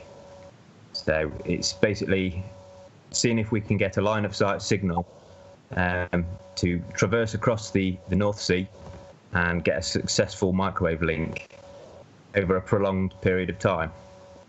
And this is technically impossible, isn't it, on a ball that's the size they tell us it is? It certainly is, yeah. All the manufacturers of these microwave antennas, they have their own link simulators that you can go on their websites, and you can put in the locations and the equipment that you're planning to use, and it will perform a simulation for you to tell you if there's a viable signal or not. And if you put in these two locations, then every time it says no way, there's no chance you're going to get a link. So, right, and we're going to come back to that because that's a very important part, the software part of it, and it's being able to simulate whether it's possible or not. But what frequency are you broadcasting the microwave on? Well, there's been a lot of back and forth on that. We've had to do quite a lot of calculations and simulations to work out what the best frequency is going to be. So I don't know if you know or not, but an antenna, it emits a ellipsoid sort of pattern, microwave pattern, which is basically on a side view, it looks like an oval. Mm-hmm. So it gets wider in the middle, and then it gets narrower again as it gets back, to the antenna at either side. Yeah. So at the height we are planning to perform the experiment at, we calculated that the distance down to the sea from sort of the midpoint of the microwave transmission would be about 50 meters. So we did some simulations, and it turns out that the 5 gigahertz frequency is the ideal frequency band to run the experiment in, as it'll clear the water by about, I think it was about 4 meters. So we'd have a 4 meter clearance between the bottom of the first Fresnel zone and the sea.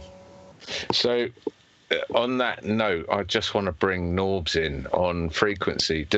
Does that mean anything to you? 5 gigahertz and the Fresnel zones and all this sort of thing? Yeah, I'm not too unfamiliar with it, but if we look back at music production and we're talking about 432 hertz, that's 432 woo, woo, woo, oscillating in 1 second. If we're talking 5 gigahertz, I guess that would be such a high, way out of our hearing range. Yeah, for sure. Way out of, like, not even dogs, nothing can hear that. So that's where I guess you would need the technology to do all this in the simulations.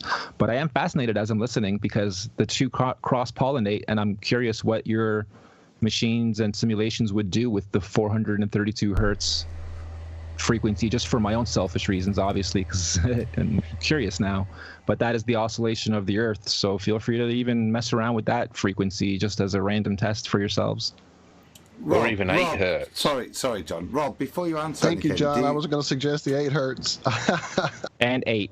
And 528 is also another sacred one, and there's 2 or 3 more. And if you guys do your research on 440 versus 432, you'll come across the other ones as well. There's about 5. But 432 is the most crossed in big data points. That's why everyone clings to it and says that is the one that the Earth oscillates at. Interesting. There was a question. Sorry, sorry, Josh. It's for Rob Spencer. Didn't I? Yeah, no, we were good. Rob, do you need to screen share or anything if you want to present anything? It's just I'll get set up here in case you do. That was all. I don't think so, not at the minute. That's if all anything good. comes up, I'll let you know. No worries. Turned into our technical man. Sorry, Josh. I Over have to you, these mate. things to consider.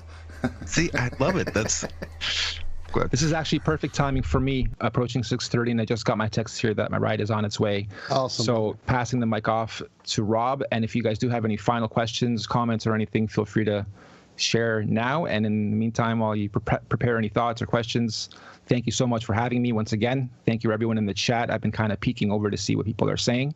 And I do hope you guys take the opportunity for showing some love for my album, 618432, Spotify, iTunes, Tidal, Amazon, Google Play, all that.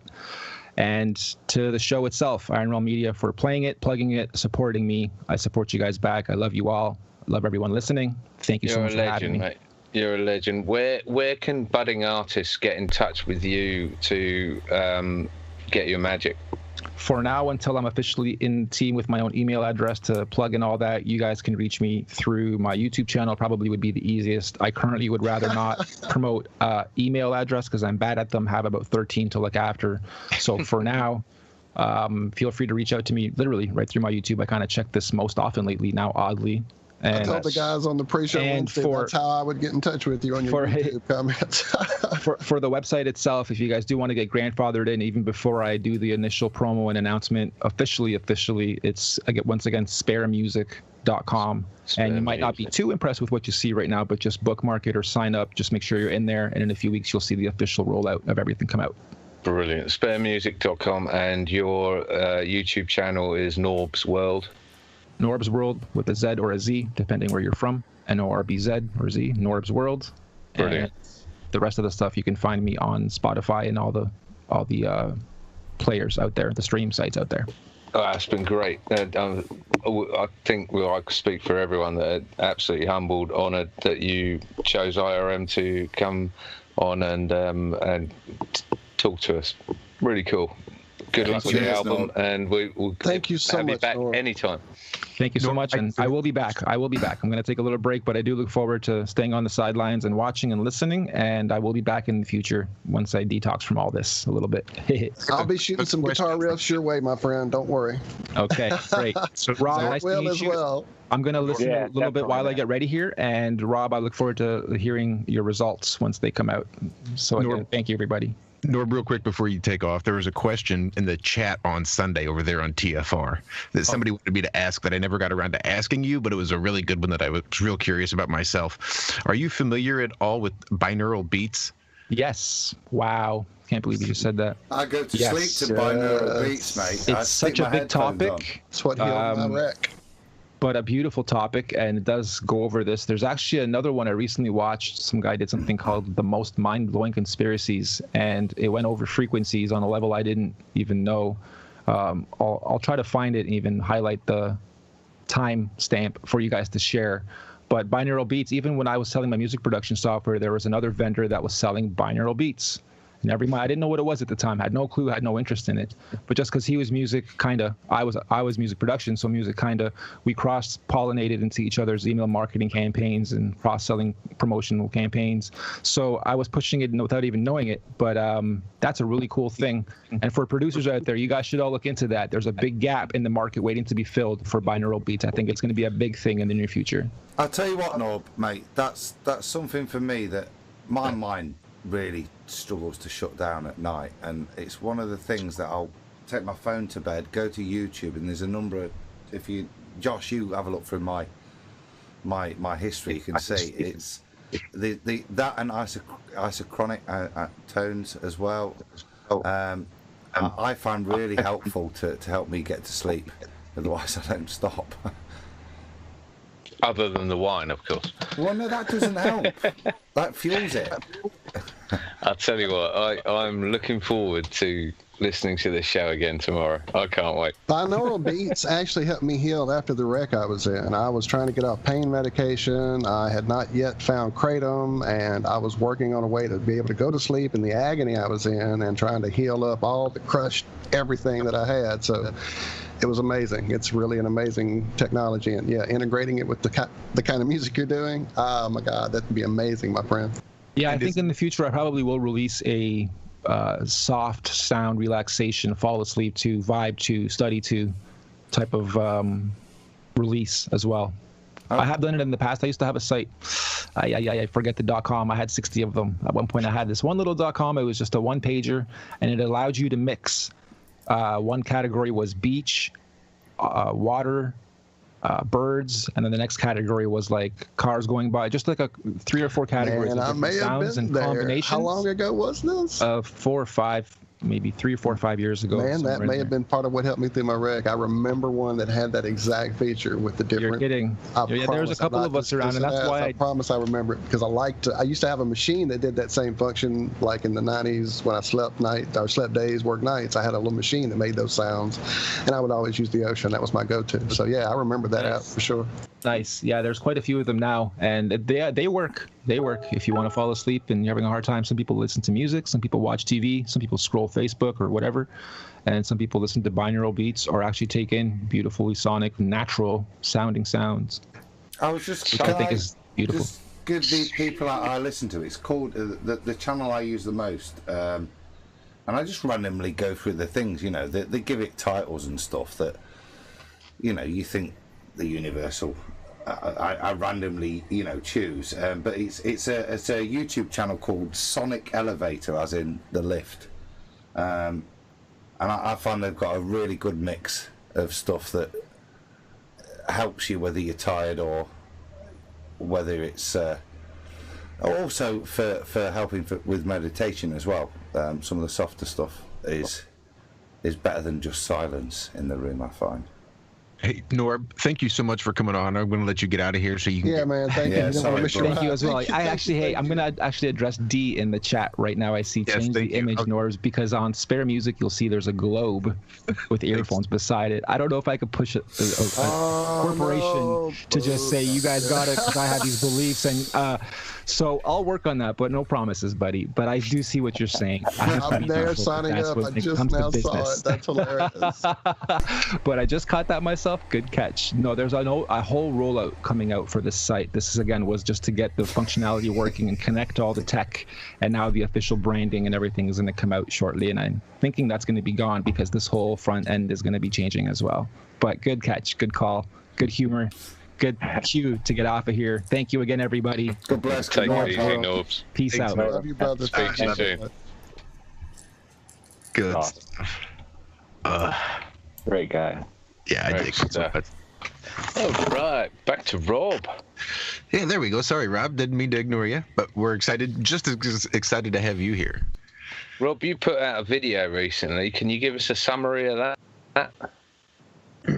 Yeah, certainly. It was it was basically a world record microwave transmission link that was performed from the mainland Italy to the island of Sardinia, which was just over 300 kilometers. And they did this installation in 2007, allegedly making sure they got above the curvature of the Earth. And it turns out when they went back in 2016 to do an upgrade, somebody noticed that it actually wasn't line of sight, and it was actually below the curvature. So they still managed to get a strong,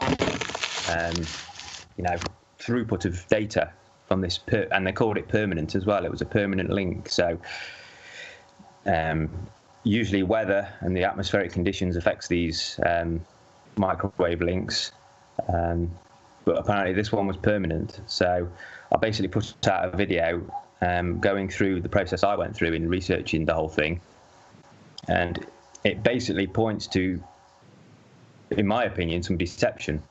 And I purposely put the video out as a strategic measure to try and gauge some of the comments that would come back, so that we could sort of counter them when we do our microwave test, so we know sort of what we're going to be looking for.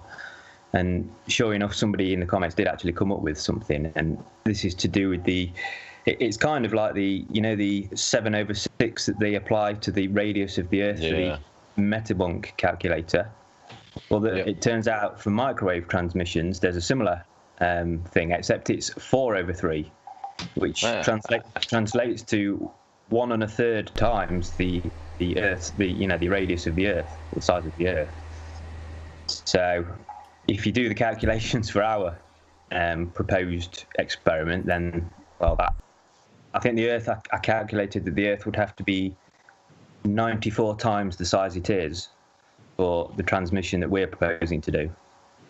So that gives you some idea of the, Sorry, Rob. So, as dummies, I saw you lean forward there, Zach. Go if you want. Does that mean 4/3 my arse? It doesn't really matter. Yeah, basically. Yeah. But it's just not going to cut it. They can't come back with that excuse, because it would have to be, what would it be? 94/1, not 4/3. Rob, that 4/3. That document I sent you, I think it was regarding the Sardinia link. They named that value K. Yes. You remember that? The K factor. That's right. Yeah. Yeah. And that was literally the same as MetaJunk's, whatever they had. What was it? 7/6 or something? Yeah, I think it's 7/6. Yeah. It basically came down to refraction and angular or distance away. Things get smaller. I can't speak for shit at the moment. I don't know what's going on. You know what I'm saying? I do know what you're saying. Yeah. So there's this phantom element that they add to everything, and in the microwave industry it's called K, and it's 4/3, and in MetaJunk's thing it's called, what is it, standard perspective or standard refraction, and it's called 7/6, and it's just a cop out. There's no evidentiary data for this or evidence for this, is there? No, and as far as we're aware, all the manufacturers all state that it needs to be line of sight. They're very clear on this. It has to be line of sight. There can't be any obstructions in the way. So as far as I'm concerned, this 4/3 is not for testing over the curvature, because as far as I'm aware, this Italy to Sardinia link is the only one that actually is over the curvature, or allegedly over the curvature. So this 4/3, I don't think has ever been considered as a method of transmitting over the curve. All it is doing is it's saying these transmissions might bend slightly during atmospheric conditions. It's giving allowances, isn't it? It's sort of saying this is line of sight, and it adheres to this trajectory, and it just so happens that just goes around the curvature of the Earth. Is this that bit you were alluding to, Rob? The atmospheric ducting?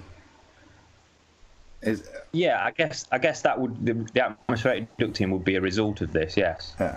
But as you pointed out, no one in their right mind would base a permanent link between A and B using atmospheric ducting, because atmospheric ducting is completely dependent on the atmosphere.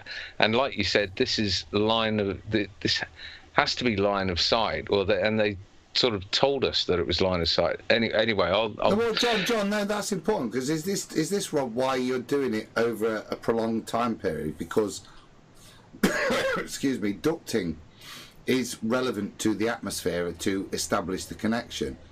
And by doing it over a sustained time period, you can negate that premise that ducting is the aid for connection.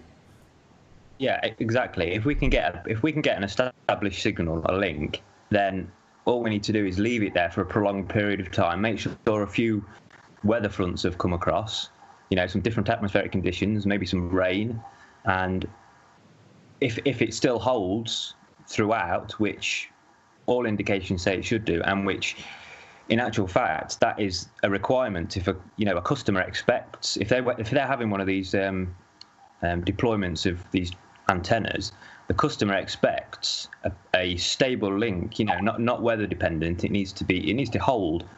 So you cannot rely on the weather to be that sort of to hold it for it. So yeah, I've got two questions, or I did have. One's probably gone actually. We were looking at the software that you were saying calculates whether it's line of sight or not. I think it was on a Wednesday a couple of weeks ago, and it was working perfectly and saying no, Sardinia to Italy is absolutely not line of sight. And then suddenly after that, you found that you couldn't do the same experiment or the same thing online from Italy to Sardinia using their software again. It was just coming up system error failure or something, but you could do it from anywhere else in the world. That is quite telling for me. Once you highlighted who was actually involved behind the scenes on this sort of thing, and you came up with quite a list, didn't you? Yeah, apparently there was quite a list of bodies and European agencies and United Nations agencies that were involved in the thing, and we know that the UK or the British military is a big customer of Ubiquity as well. So right, it could hold military applications, because remember, this is at the forefront of. Well, I'm not saying the military haven't already got this kind of technology; they probably have, but as far as consumers go, it's at the forefront of technology at the minute. They're bringing out faster and stronger, technology all the time. So it just seems to me like it was. Talking about that, I mean, did you ever see a documentary on, these guys that are going into the wilderness of the Ukraine and Russia and this sort of thing to now unused sites that were used back in the 70s or whatever it was? There was a massive array in the Ukraine, which was the largest radar array in the world, as far as I remember, or as it was built, and it could see to the coast of America. And I put this to an air traffic controller and watched his brain melt as I mentioned it. And you say it's new technology, but I think they've known about this sort of thing for absolute years. That was, I don't know how many miles that was, 6,000 miles or something maybe. But have you heard anything about that? The Ukrainian radar array, Russian radar array? No, I've not heard about that particular one. I've seen some documentaries of some abandoned facilities in Russia, I think it is. Some huge facilities. I think it was their version of NASA, an old facility of their version of NASA. No, I've not seen that radar array, no. I know the United States have one that they move. It actually travels on water, and it's a giant, huge antenna system. I think it's, don't quote me on this, over 400 feet tall. It's huge, and it takes a really long time to move around. That's the thing it's a ship with an enormous ball on it, is it? A huge ball. Yeah. I've seen that under the title of HAARP most of the times. HAARP for new people. Well, that's what I heard they did when they decommissioned the base in Alaska, because that's where the original HAARP array was. I think it was in Alaska, and I guess that can only get so much play on YouTube. They've as a secret base before you gotta shut it down. So I thought they found something new. I think, Josh. Sorry to cut over you, but I think they found a new way of doing it, and the HAARP array in Alaska and that sort of thing is sort of old school 70s. It's called 5G, and it's about to go live and fry us all at once. Exactly. We're all carrying nodes of it in our back pockets. Except me. In our lungs from the aerosol, and I'll stop. Yeah, before we get too off track, guys, Rob, tell us about your experiment a bit more. Yes. we did go off track there big time. Let's see, what else is there to tell? How is it practical to be in place for so long? Has that been worked out yet? I mean, surely someone's going to have to be in a shed somewhere on the Dover Cliffs for a month. Do you need, round the clock staffing volunteers, or? There's a couple of people in mind who are going to join us. We've got a location kind of sorted.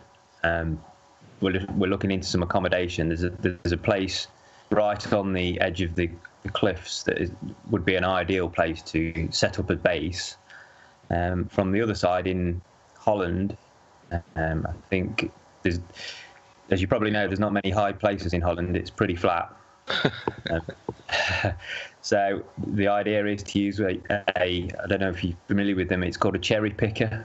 It's like a mobile platform. Yeah, so that's what Mike's intending to use on the Dutch side, so he can get up really high. And he's planning to use, I think he's going to be using the salad device, the device he uses to aim the laser. Can you remember what that stands for again?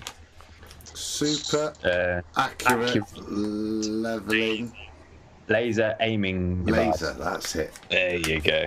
Nice, Rob. Rob, so he's doing that on that side. You said people are camping out, and just a couple of quick questions then. There's two. The first one is people are camping out. How long?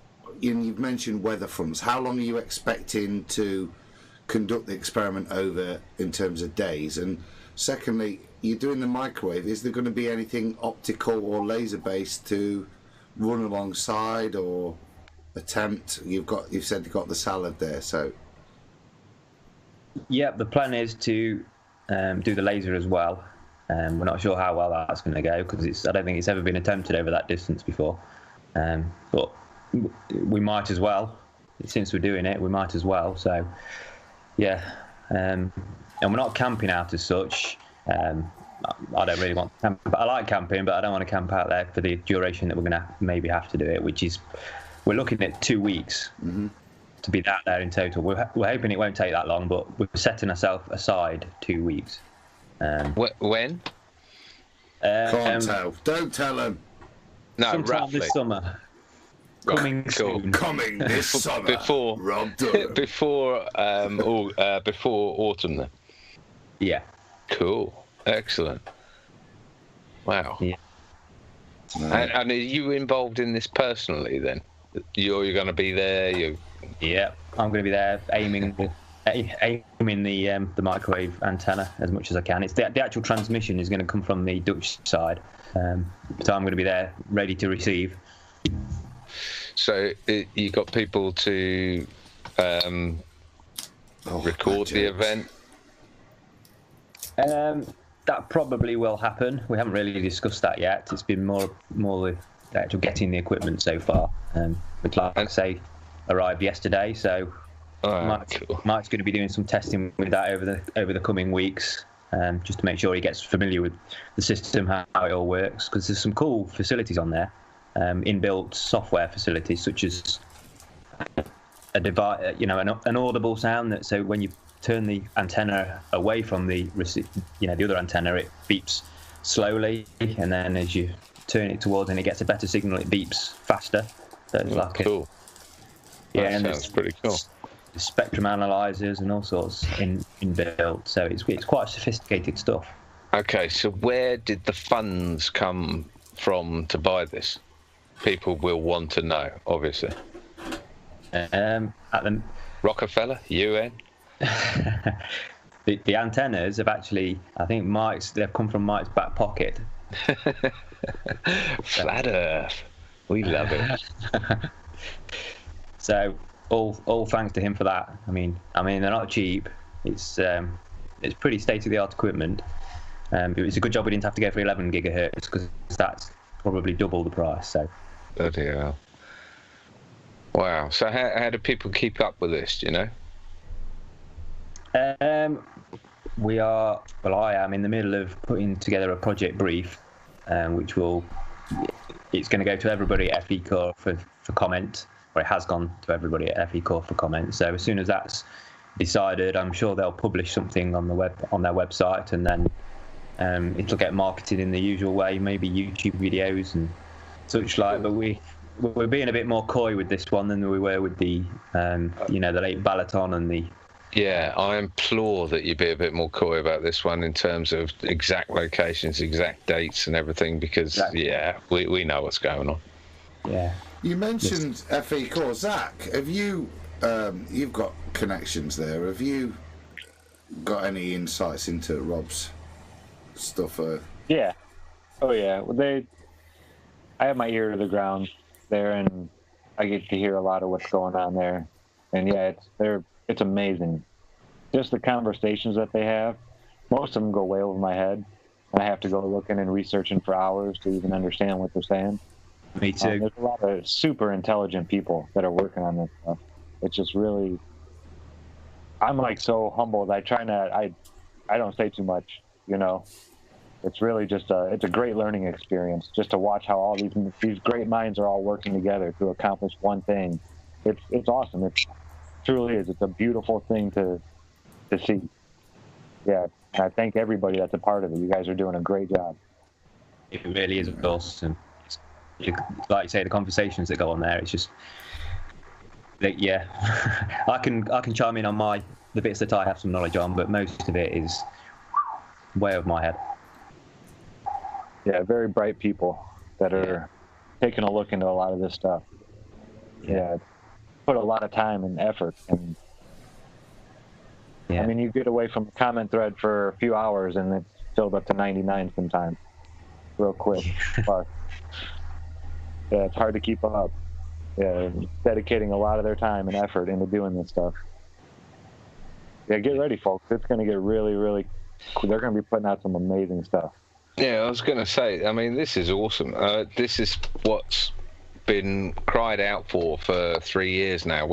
I mean, who would have thought 3 years ago that, when you were just coming across this and going, holy shit, the world's flat. Oh my God, it's not moving. What else are they lying about? And now there's this organisation, there's a backing. I mean, there's shit going on all over the place. Not just including FE Core, but all over the place that is pretty much dedicated to finding the truth, no matter what the hell it is. And it doesn't matter how much time and effort we're putting into this, it's worth it, because no one likes to be lied to. I think that's it, John, isn't it, mate? I alluded to when we introduced Rob there. The stuff you're doing now, Rob, is freaking awesome, man. This isn't when the ballers crab about real science. this is real science and top technology combined. And I mean, are you like wow, we're actually doing this, or? Yeah, I can't believe I'm involved to the level I am sometimes. But I mean, it's getting to the point where there's going to be no comeback really, because I mean, if we do get a signal across here, how are they going to explain it? Their own curvature calculators, their own calculations and simulators and everything, they all say that we shouldn't get a signal. But I know we haven't done the experiment yet, and we may not get a signal. But if we do, which I suspect we will, how can we possibly explain it? How? I don't think they can. I'm because they will try to. Oh yeah. Well, I mean, anything we've seen to date, anything can be explainable by nonsensical rubbish that is written in black and white or on Wikipedia or whatever. But rest assured, I'm keeping my friend of mine up, who's quite a renowned, what do they call them? Amateur radio enthusiast in the UK. They call hams in America. Abreast of this, he's keeping me abreast of everything they're up to, including their lunar orbiting box satellites that they're receiving data from, and Doppler affecting to distances and that sort of thing. So be aware. I'm keeping those guys up to date on this. They're interested too. He's asking me for updates on what's going on, and yeah, the truth is going to come out. And like you say, there is going to become a point where it's just going to be undeniable. It doesn't matter if people have done the tests or not. We will have done the tests, and they will have been repeated and verified, and the truth will be undeniable. And at that point, as far as I can see, the shit's going to hit the fan. Don't know about you. Yep, absolutely. Is there anything else you want to know about it?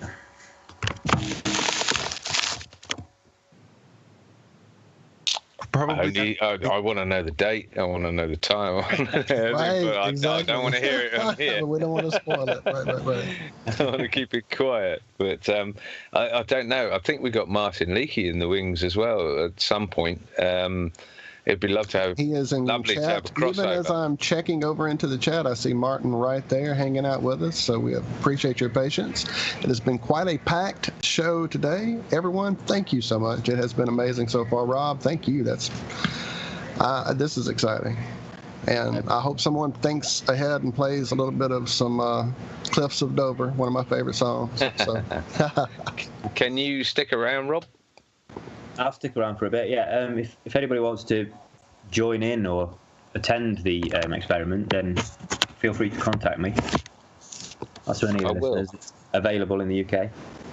Let everybody know again how to best get with you yet one more time. I'm sure you've got it, but just in case they don't. Probably the best is my email. That's neomagic, NEOMAGIK @sky.com. There it is. Brilliant. Well, stick around as long as you can. But I think Martin Leakey's time has come around, hasn't it? Okay, cool. Well, thanks for having me. I'm just. Thanks. No worries, buddy. Go ahead, Adam. What were you saying? I'm filling my face with sweets. Sorry. Sorry. I've just texted Martin now. And he says he's good, so yeah, I'll get him lined up. But Rob, mate, awesome, and seriously, best of luck, and give us a phone call from your tent at some point if you're down there on a Friday night. If we can get a link, I'd love to get a link up with you, mate. And best of luck, because it's like I said, it's for me, it's real good science, and you're using top technology, and it is going to be a hard one for them to argue against. Yeah, certainly is. Just wish me luck. Yeah, good luck. And love to have a chat offline and keep his channel open. Cool. All right, guys, I'll carry on listening and let Martin get in on. Don't worry, mate. It's going to take us donkeys to get right. anyway. You're certainly not having to leave unless you have to leave personally. So you're welcome to stay the links. Yeah, well, I'll stay muted, and if I'll chime in if. Absolutely, we appreciate you hanging out with us. Thank you. No props. See you guys. Take it easy, buddy. Thanks, Rob. Later, Rob. Adam, what do we have to do to add? Should we perhaps have a little tiny break before this next segment begins? Because I think this is going to be a powerhouse. Density break. Get on. Get out with your density. You're currently listening. It's the top of the hour. You're listening to KLZZ. I don't know. As soon as we get I'd love a little break. I'd like to get some dinner real quick. If we do break, to be off. Well, we don't have density yet, John. We got to get Zach on the acoustic, Walt on the electric, and get a little riff together. I'm digging through riffs right now, even as we speak. Oh yeah, I'm playing them over my head. I was like, okay, I'm going to do this one. I'm going to do that one. I'm going to do this one. Yeah, that one. Okay, yeah. Oh yeah. All right, let's do it then. So they're turning. Well, if you give me a second, I've got a bit of what can be described as density. Crossed over with a bit of buoyancy and electromagnetic attraction, perhaps? Something like that. It's a vague term for something that we don't really know what it means. But science has it fully hashed out, understood, completely measured. There's absolutely no doubts or any discrepancies or any kind of confusion about what this actually is, right? I mean, science, right? Because science. Sadly, Big G. I still search for that validation. No, you have just deflated my balloon, man. Now how will I ascend above and fly away? Well, sorry, Mr. Walt. I have too much space. I have my own theory. Make it. Yes, sir. What is that, Zachary? You guys know my theory on gravity. How it's just if you had water flowing out of put a cylinder here, and you put the plate here in the middle, whatnot.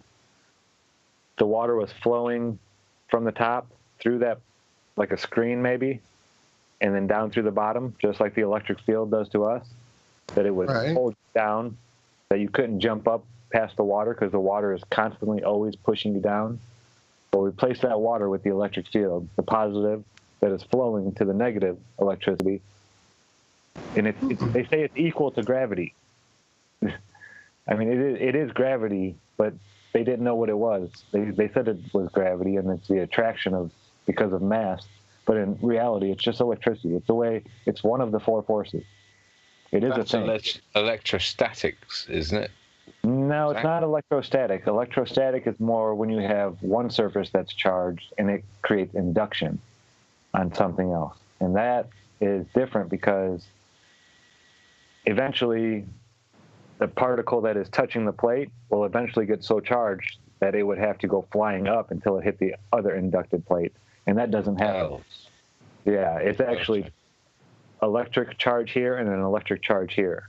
Both are being charged at the same time. So there's a flow of electricity from the positive to the negative.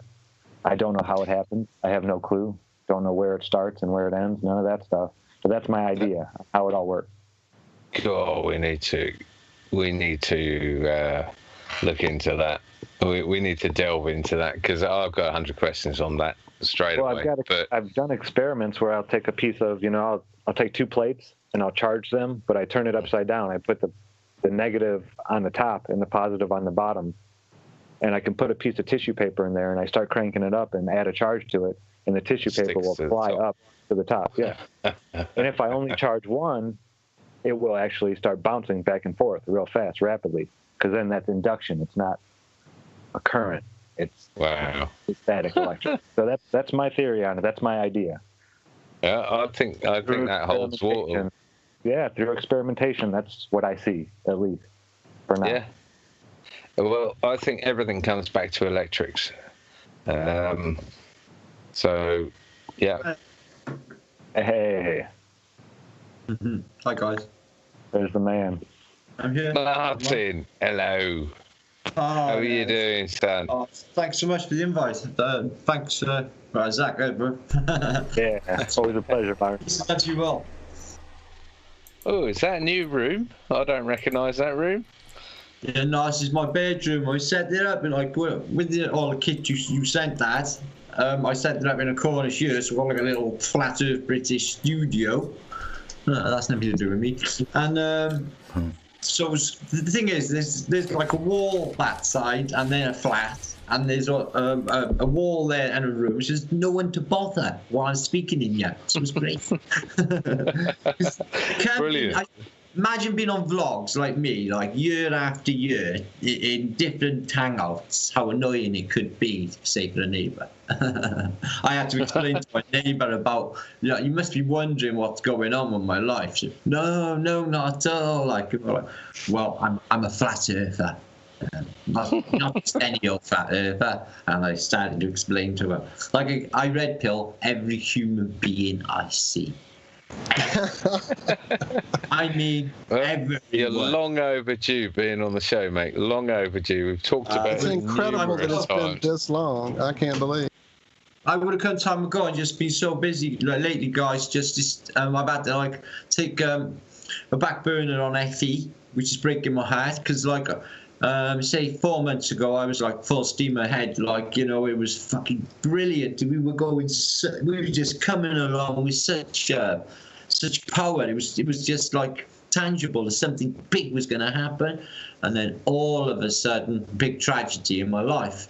And then I'm like dropped. And I'm like, hang on, is this the creator? Is this by design? What's going on here? And I was like, so questioning the creator, questioning whether I'm right to be doing what I'm doing with Flat Earth Brain.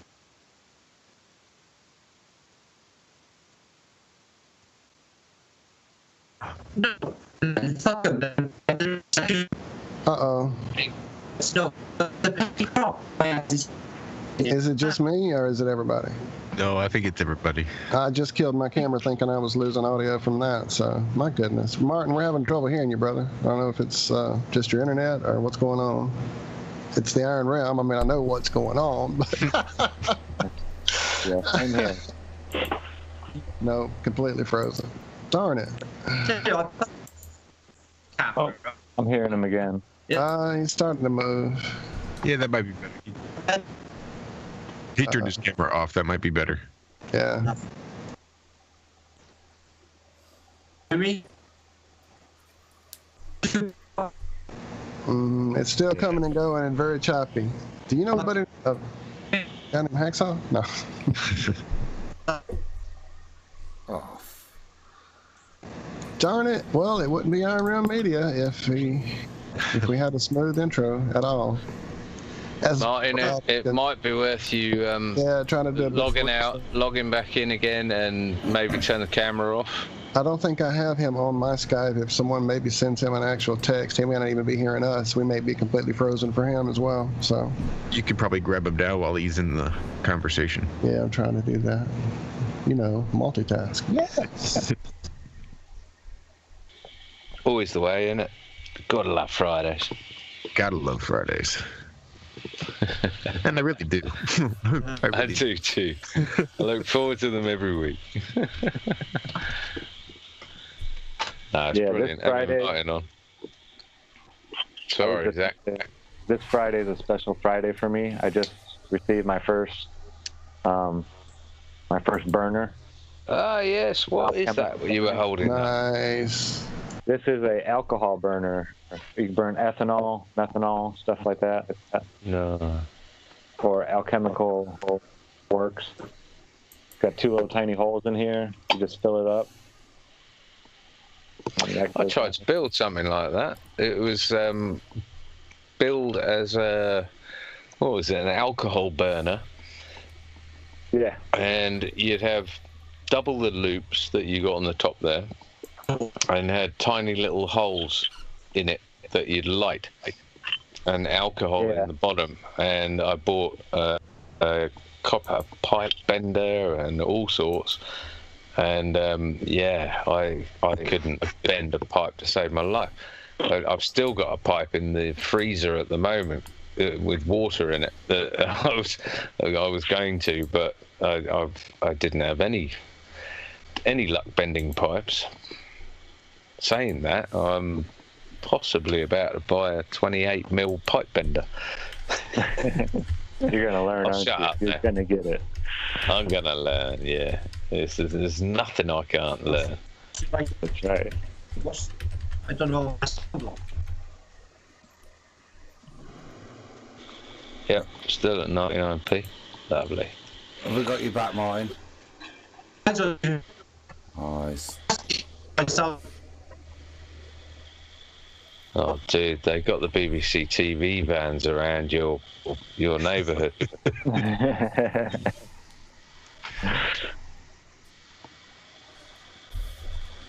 Shocker. Yeah, he's not even staying in the call long enough for me to even send him a message correctly. I mean, to add him correctly while I'm trying to send him a message. Did someone get one to him? I did it, yeah. I've managed Thank you, sir. I see it. I see it. Thank you. Well, I may take this opportunity to take a bit of a buoyancy break of my own. I have to. Excuse me for a few moments. Let's take a break. Everyone reboot, and then we'll come back in 5 Oh, I don't 10 think minutes. I should reboot. I'm running pretty smooth for a change. I don't want to fix anything that isn't broken at the moment. Mute your mics, guys. If you heard this morning's show, it was quite atrocious, the technical whammies with the computer. So let's try not to jinx it. Knock on whatever it We've takes. been doing pretty well tonight. Martin. There he is. There's Martin. Martin, we're just going to take a break, and might be a time for rebooting systems and logging back in and all the rest of it. Is that cool with you? I don't know that anyway. Oh, we heard you. Well, That's what I was doing for an hour before I came on Iron Realm. Brilliant. Right, stuff the break then. Let's get on with it. Empty caches. You know, I went live, see, so I knew my cache would be full and it would be glitchy. So I just cleaned everything out before, I came over. Takes a while. Yes, it does. Good to have you back, bro. Yeah, man. Good to be here. Flat Earth Brothers. That's it, mate. Big discoveries.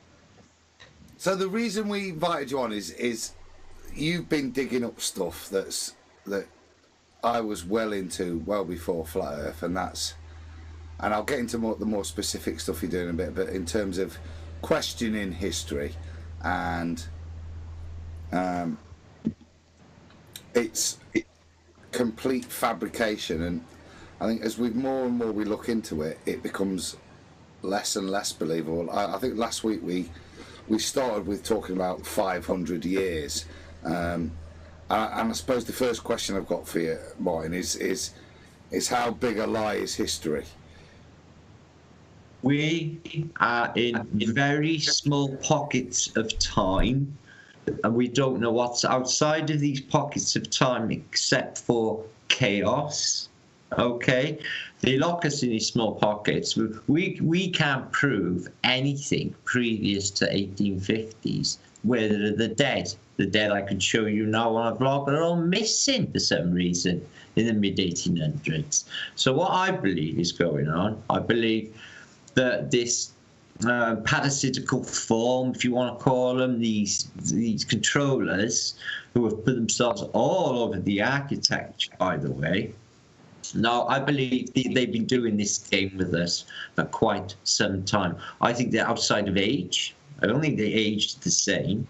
I think they play this game with humanity where they put the test out there for us to fail, either deny the creator and just go with complete materialism and sparkly things and all the things television offers and sports. And when we fall for all of that and lose our souls and the family unit and get further away from Mother Nature and all of those demonic agendas that are at play at the moment, once we turn our back fully on the creator, then I believe events will come.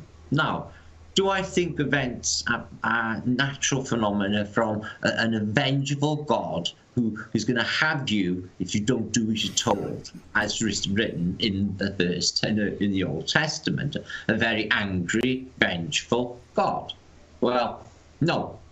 No, I don't actually see that of a reality. I think all of that, everything that they tell you through religion, is quite simply very, not even that cunning actually, but it's brainwashing. The truth is, with us, all is mind. All, as you said, it's an electric universe. All is vibration. Once you change your body frequency, you see clearly.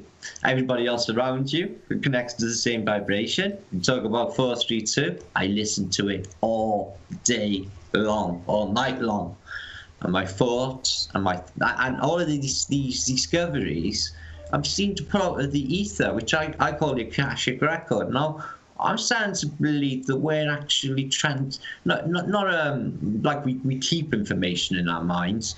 I think rather than it, the way Sheldrick would explain it in the morphic field, I do actually believe that all that information is actually out there for us to just obtain through intent.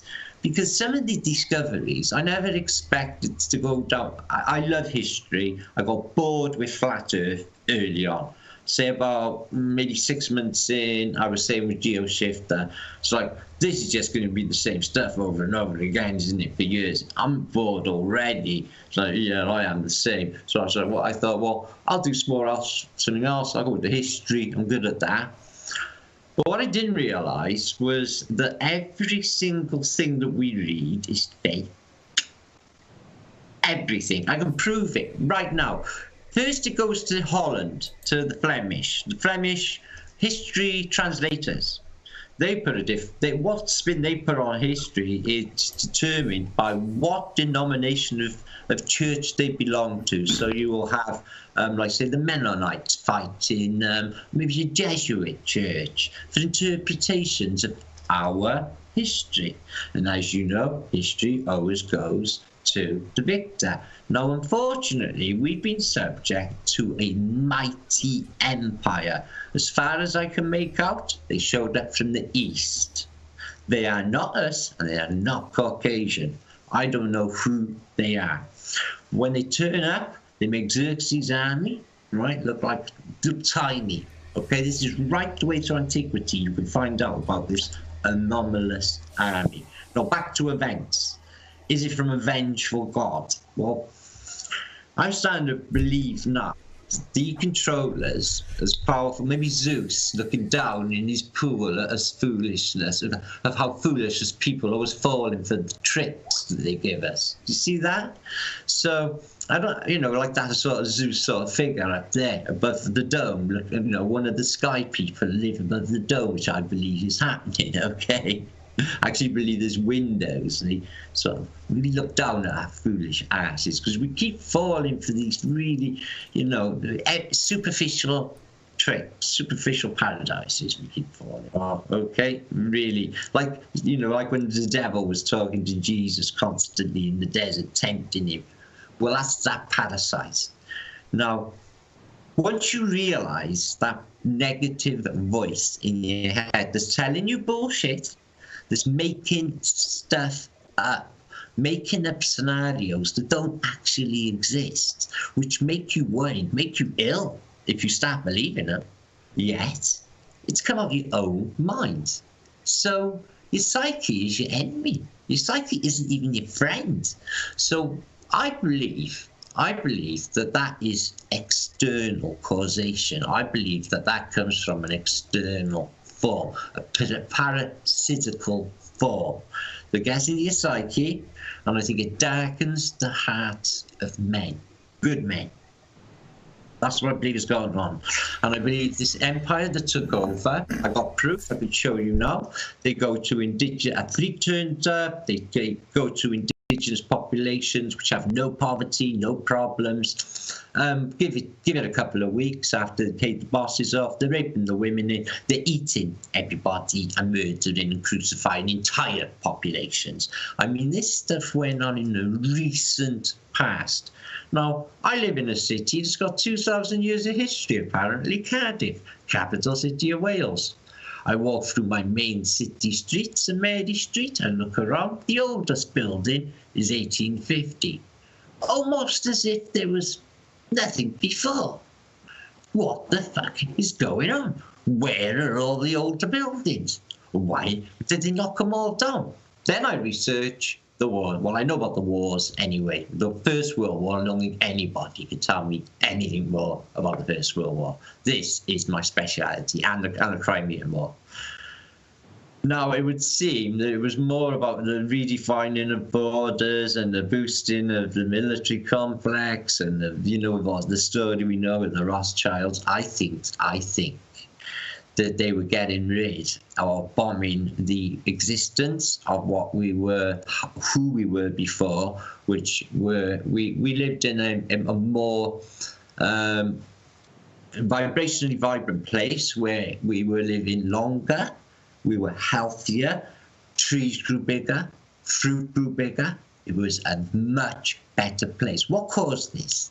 Well, what we believe is churches were not always churches. They were actually machines that were emanating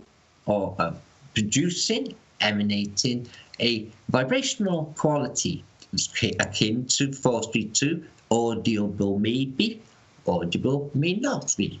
They exist. You can get it as teenagers up from outside a shop with an annoying frequency. So they dismantled it. It did exist. More than that, they were collecting electrostatic charge out of the atmosphere, which is why steeples, and spires of churches are always so high, because the higher up you go is the more electrostatic charge. Now, they know this. Now, I discovered this through these really highly rare atlases called lead Van der Haar atlases. Now, we've all pulled them apart on Gallica.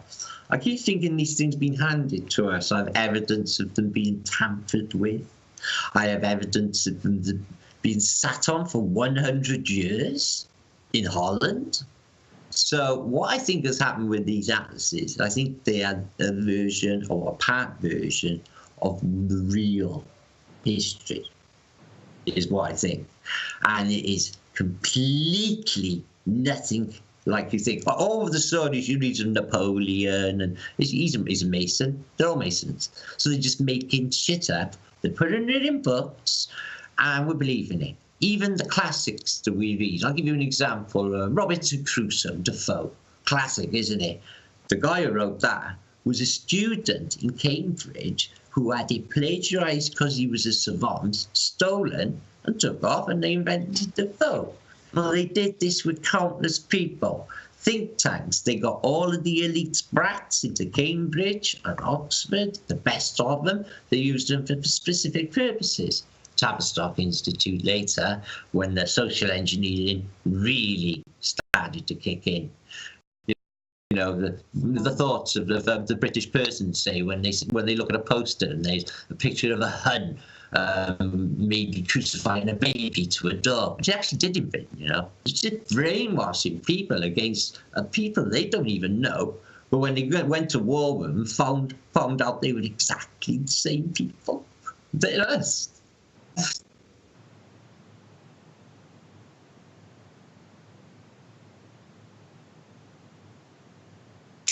Big time.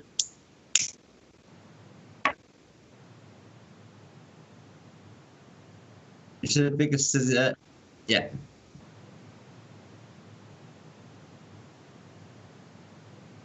I have.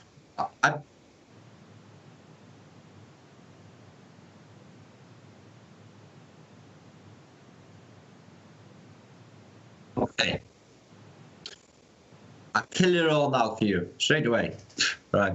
It's all bullshit, right? Rome is not Rome. Rome is the civilization that got wiped out in the event. And now, Rome's way of communication is they'd have a block of wood, and then they'd have wax in it, and they'd use a thing called stylus.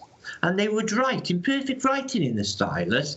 Now, you can't tell me they didn't have the initiative to stick a piece of fucking paper and ink on that stylus and print.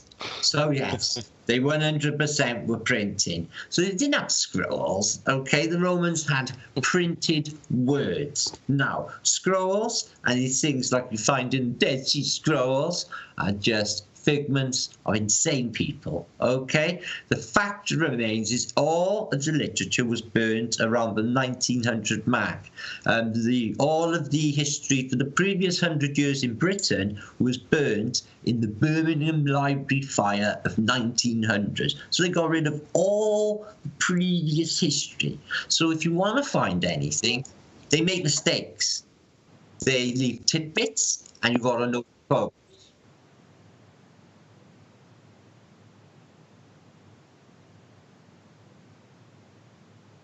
Many.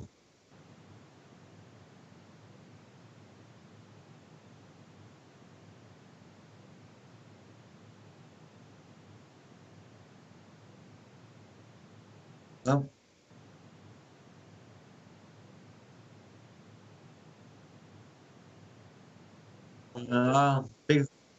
bigger than that. It was the redefining, like the 1984. But what was happening is because of the series of events, there was mass millions dying plain wide of famine.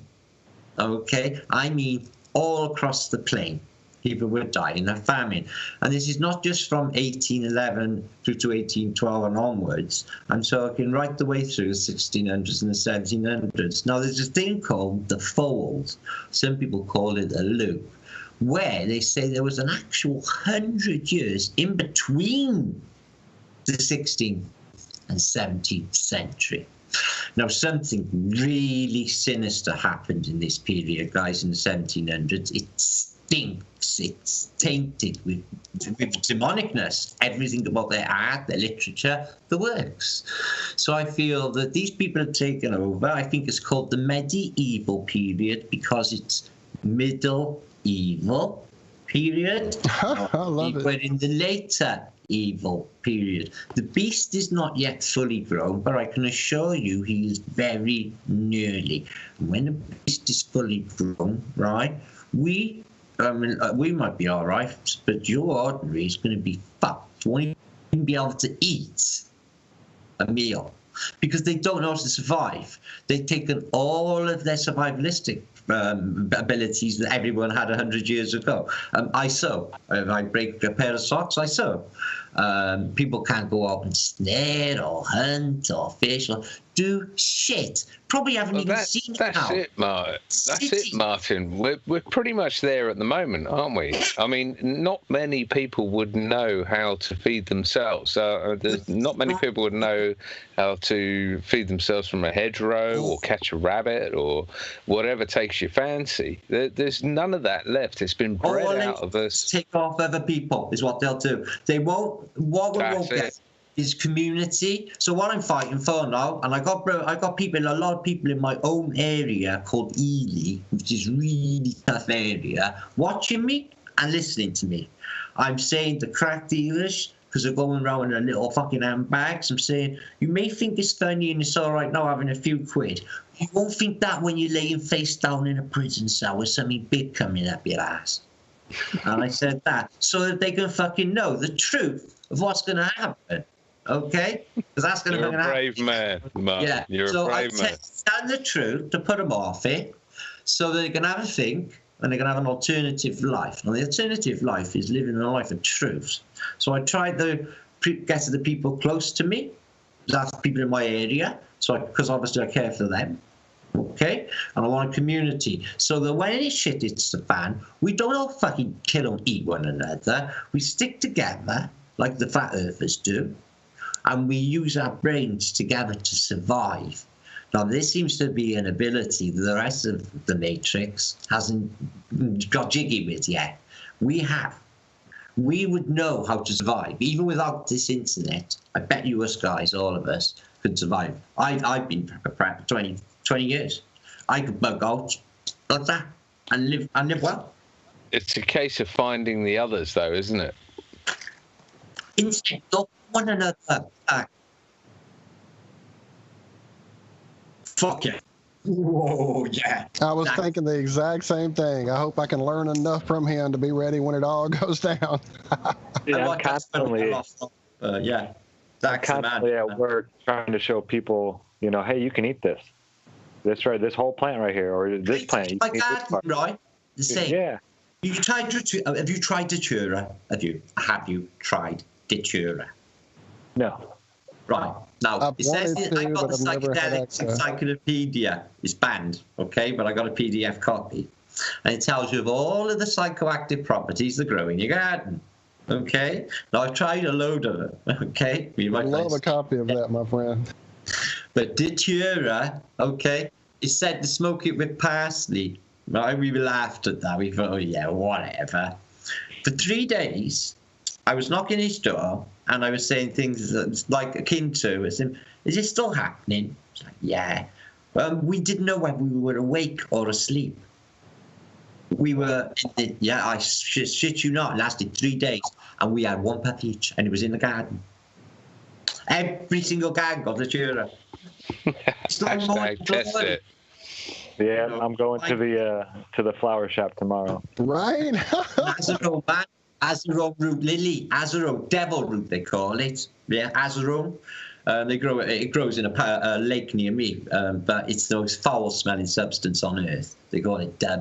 You can call it gypsum weed, or they call it devil weed, or they call it Azarone. It's known for in antiquity, and they've used it for antiquity for psychoactive purposes. No, Stephen King actually wrote about it in the Dark Tower series. I read it. I was shocked to read it. I know. I love that. Yeah. Yeah, it was bugsing. But I'm putting people off DMT, see, because I know they believe, like young people, I mean, because I went into psychedelics as a young age for the purpose. I knew exactly what I was doing. I mean, I was doing it for spiritual purposes, for exploration of what I am by looking myself in the fucking mirror. Not for a buzz to go off and do shit like young people do. Now, I've heard a lot of people talking about DMT trips on vlogs, and I can see where they're thinking. It's not about that. It's been given to us by God. It's called the spirit molecule, so we can connect to our real, true reality, which is just the field of infinite possibility, potentiality, that we pull out through intent without even knowing. You can do it negatively, and then you'll get all the negative intent in the world.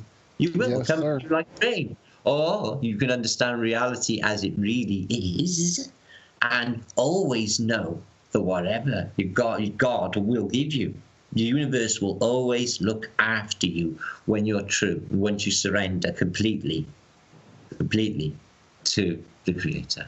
And the last person's turned it back on the Creator, though, I don't think it's going to be good for any of us. And I think these comments, I think they're man-made. I think they have something to do with them, what I understand, I believe. Comments.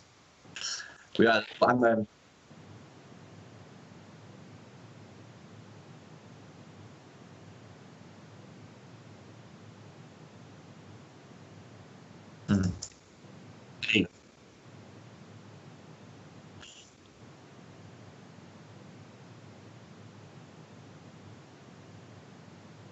No.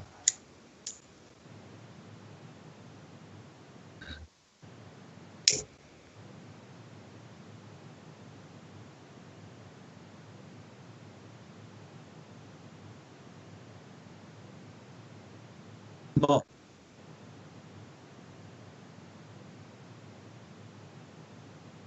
Yeah. Right. It goes so deep that once you know, it affects you in a spiritual way that I can't explain. Like it hits you in the core, right in your core. Now, they do major battles on specific dates on the satanic calendar. I shit you not, like the Battle of Berlin. And they arrange this shit to happen on certain dates. I shit you not, guys. Right? No. Yeah, you know. Yeah. So what's happening here then is deeper than we can actually believe. It is spiritual battle going on, as we all know. It's a spiritual war, but the level of undermining of who we are and what we're capable of is beyond criminal.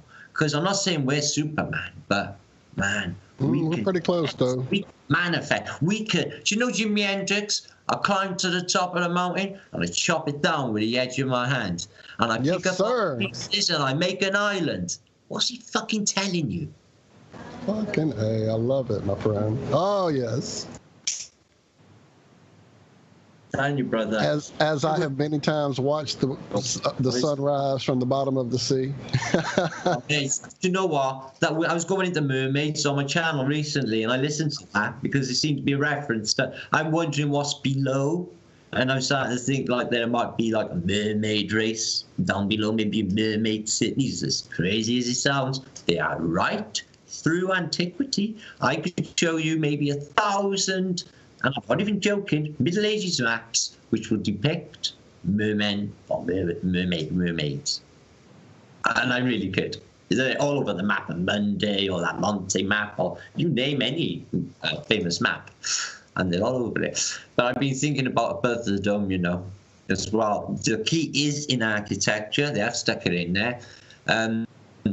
There's something really sinister going on deep with spirituality and buildings. When you go in a big civic building, you get this feeling, this aura, and it doesn't feel good. I get a similar feeling in big churches.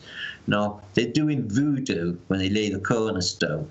They lay the cornerstone of these buildings, and they do a ritual. Sometimes they use dead people or people's blood. Now, these buildings, right, are obviously not mud flooders. These are later. So these are later additions around from the 1850s, maybe up to 1900, right? Anything before then, I think they fudged the dates, and I think that the mud flood that we talk about is between 1811 and 1812. The comet, the Napoleon's comet, or they regarded it as the year of the beggar, or the year without summer, or there's so many names that year, but it redefined everything in reality. This was plain white, guys. It's called the New Madrid event. Once you read into it and the expansion of how big this is, like entire cities just falling into the ground, and the ground closes up, and they're like they were never there. Right. This is just. And you find out then that it's cyclical, and they may be to be determined on maybe solar minimums and these indefinable comets. Now, we're flat earthers. We know there's no solar system, and we know there's no fucking comets going around it. Okay? If you watch Electric Universe Principle, that series, even they will say they're nothing to do with the sun when they burn off a tail. This is happening as far out as Uranus, apparently. So even the geocentricists are saying comets are not what they're saying, dirty great snowballs. I've never seen one. And every time they say one's going to come around, I've seen one like, it wasn't as glorious and beautiful. And I saw the Hell Bop. I was way into the Hell Bop. Yeah. That was amazing. That was at a Hell Bop party. I wasn't all that into it. And I was lucky enough to be here in South. Oh, I'm sorry, John. Zach, go ahead. Oh, go ahead. That was it. I was just saying, I took a glance at that one, but I wasn't into the sky at all. I tried getting into it. I've always been a sky watcher, so yeah. It was low. I was excited for Haley's. I was excited for the Hell Bop. And here in South Louisiana, you can get to the coastline, and it's completely dark, and that thing lit up the sky. It was crazy. I think I was like 6 for Haley's Comet, though. But that shit they backed into Jupiter, wasn't it? Like, the only ones that can see it, what was it, Levy Shoemaker comet. Yeah. Some kid in a garage has discovered it, and a major physicist says as nuts as it gets. And the only ones that get to see it crashing into Jupiter is them. And they show us film, and that's it. That's their proof. This happens. Oh, that could happen to Earth. Man, oh man, it's more fear porn. More fear. All fear. They want everyone scared of everything. And the reality is, when you open the window every day, the birds are tweeting. Tweeting. It's a lovely day today. Where's all this war? I'll tell you where it is. On the television. Oh God, this. So easy to work it out, isn't it? Keeping the telly off because it's very. So, just wondering how far you've looked into some of this idea with mud. Have you looked at Mud Fossil University's work at all? Yeah. I'm on that's like that field, like sort of I'm not with it because this era of what they might call calcification, some call it the great, what did that one guy call it? Where everything seems to, an era where everything seems just everything at once, right? Yeah, Just instantly almost. Yeah, but it may give like longevity of time, which I don't give. Okay, I think that all of the resets. That's my struggle with it too. Is the time frame that would have to exist within. Yeah, we can go. You can go to Lake Van on Google, and outside in Western Turkey, and you can witness with your own eyes at least 4 or 5 resets where just civilization and we built our civilization, and each one of them get wiped out. So when we got to like sort of have a think then, if that's what the past, what's our future? So we want to try and find out. So what's been going on? And it's been events, big events. They've hid from us like New Madrid. How could we not know? How can we not know? Well, some of the biology he ties into it really spoke to my biology background, so it really made me dig. I'm so sorry. I apologize for that back there. Shout out to any Misties in the house. Anyway, so it made me really dig deep. And some of the stuff with, like, some of the statues that seem to have huge, gigantic mummies inside of them. I mean, some of that stuff really kind of makes you go, I don't know, man. Some of it's pretty intriguing. 1880s, they were throwing mummies, right, into steam engines to fuel. That's how much they cared about them back then, okay? And antiquity and everything that we've been sold about, Egyptology, go Karnak, the second biggest on earth, it's Disney. It's a fairground. It's been made. I got pictures of it, 1850. The thing's just mashed from a mudflood. And then they build this thing and say, well... Yeah, I've got some old drawings that show different placement of these tall, skinny pyramids with a female head where the Sphinx should be. Yeah, I've got some old crazy stuff. I can show you Giza. There's only three pyramids at Giza, but I can show you an image, right, of like different sphinxes, a few of them, and maybe, I don't know, 20, 30 pyramids at Giza. You've got so many different versions of reality. So, Giza, Stonehenge, just amusement parks for... wait, we must... Yeah, 100%. Look, Obama goes there, and his photograph for the front of the British newspapers is he walks past one path where all of the stone has fallen away, and it's actually showing the concrete underneath. Just to, dupe his delight, all the stupid people. Yeah, and of course, it's a psyop.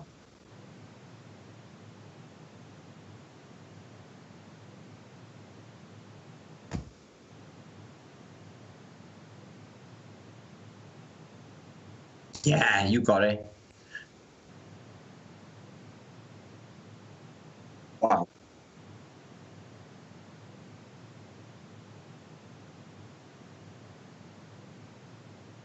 I can show you that now. Wow, yeah, the Jews.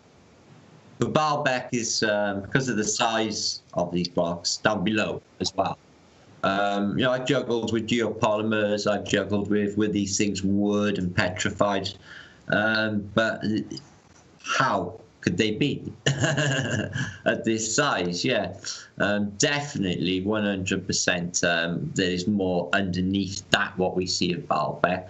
I think that place needs a lot more exploration, but we can't really go near it. It's more than you just see. This place is vast outside, of Baalbek. But it's Baal, isn't it? It's B-A-R, so it's all him. It's all satanic, isn't it? It's all creepy. No, what I think is it's all more recent. I think Rome was more recent. I think Rome I would put in the Middle Ages. I think if you believe in any religions, like Jesus being crucified, etc., I believe that they were in the Middle Ages. If you want to call it 13th century, 14th century, I would say they were all happening at that period. I think the first millennium AD was completely made up, as in Charlemagne, as in Enders Genghis Khan, and Go and try and find Kubla Khan's Xanadu dome then. See if it exists. Because it doesn't. It exists in dreams of men. So the first millennium AD is bullshit. There's nothing come out of that except for the Venerable Bede and monk. And that Welshman.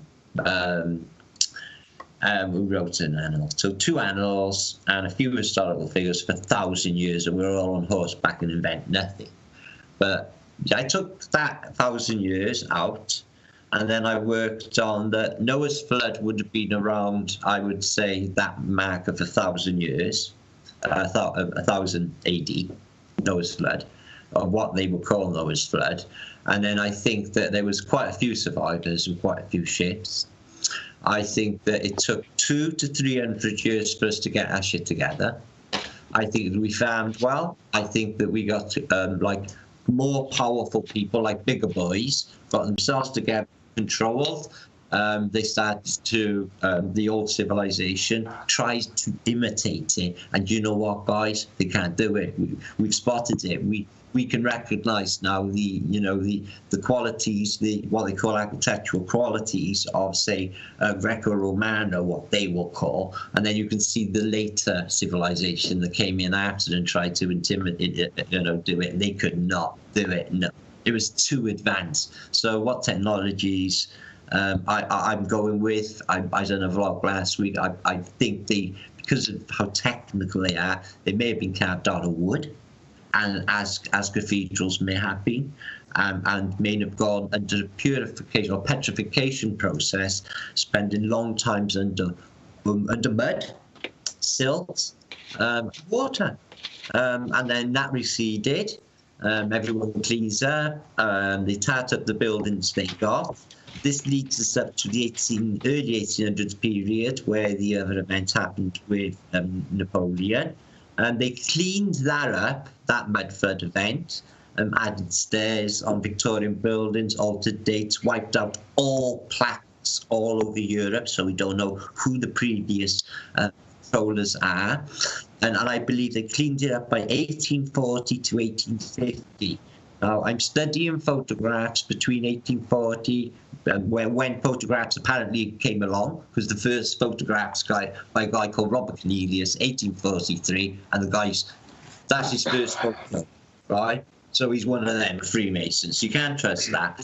So I do a series called What's the Real Age of Photography? And what I propose is a lot of the photography that we are seeing is from a previous time, previous set.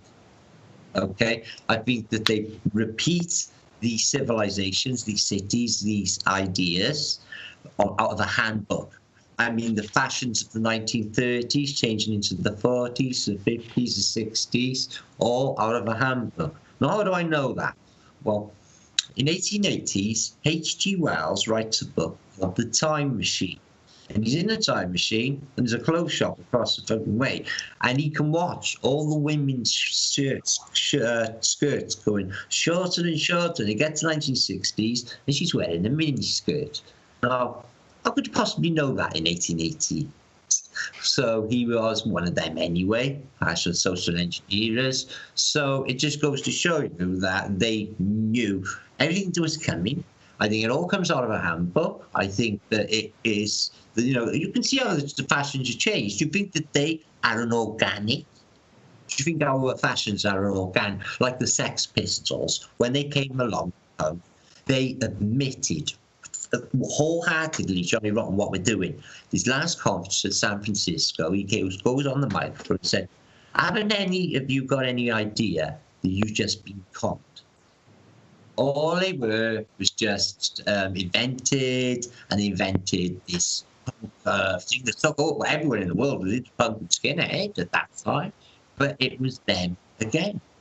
The Institute. Just like there's been so many different Paul McCartneys, at least 2 or 3 John Lennons. Ringo Starr probably never even played on a Beatles album. I mean, I've looked into all that. Right. I love all this. Yeah.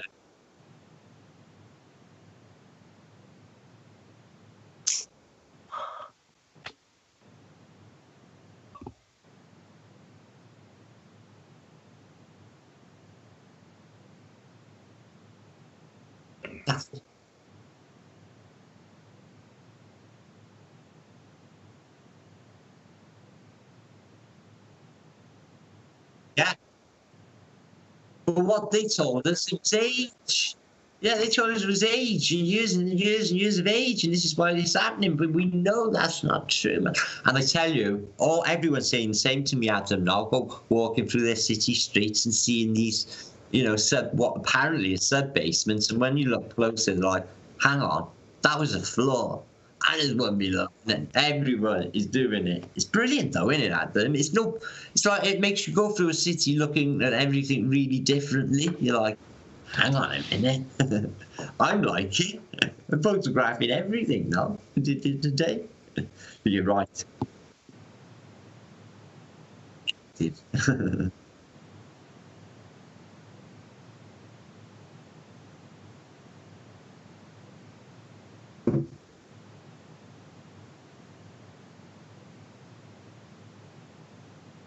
Yeah. No.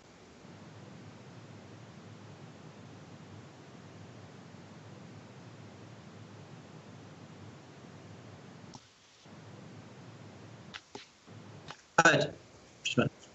Yeah.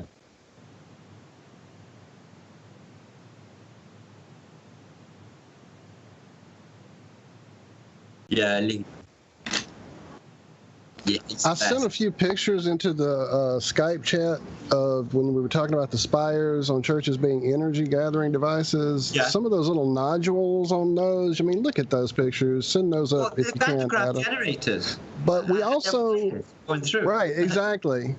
We were sitting outside of a church with a group of people a few days ago, just happened to be downtown, and we were noticing this old church and how you kind of go into the middle door. There's 3. You walk upstairs, but there's also a way to go down some stairs to where you're in an area that's not technically a basement.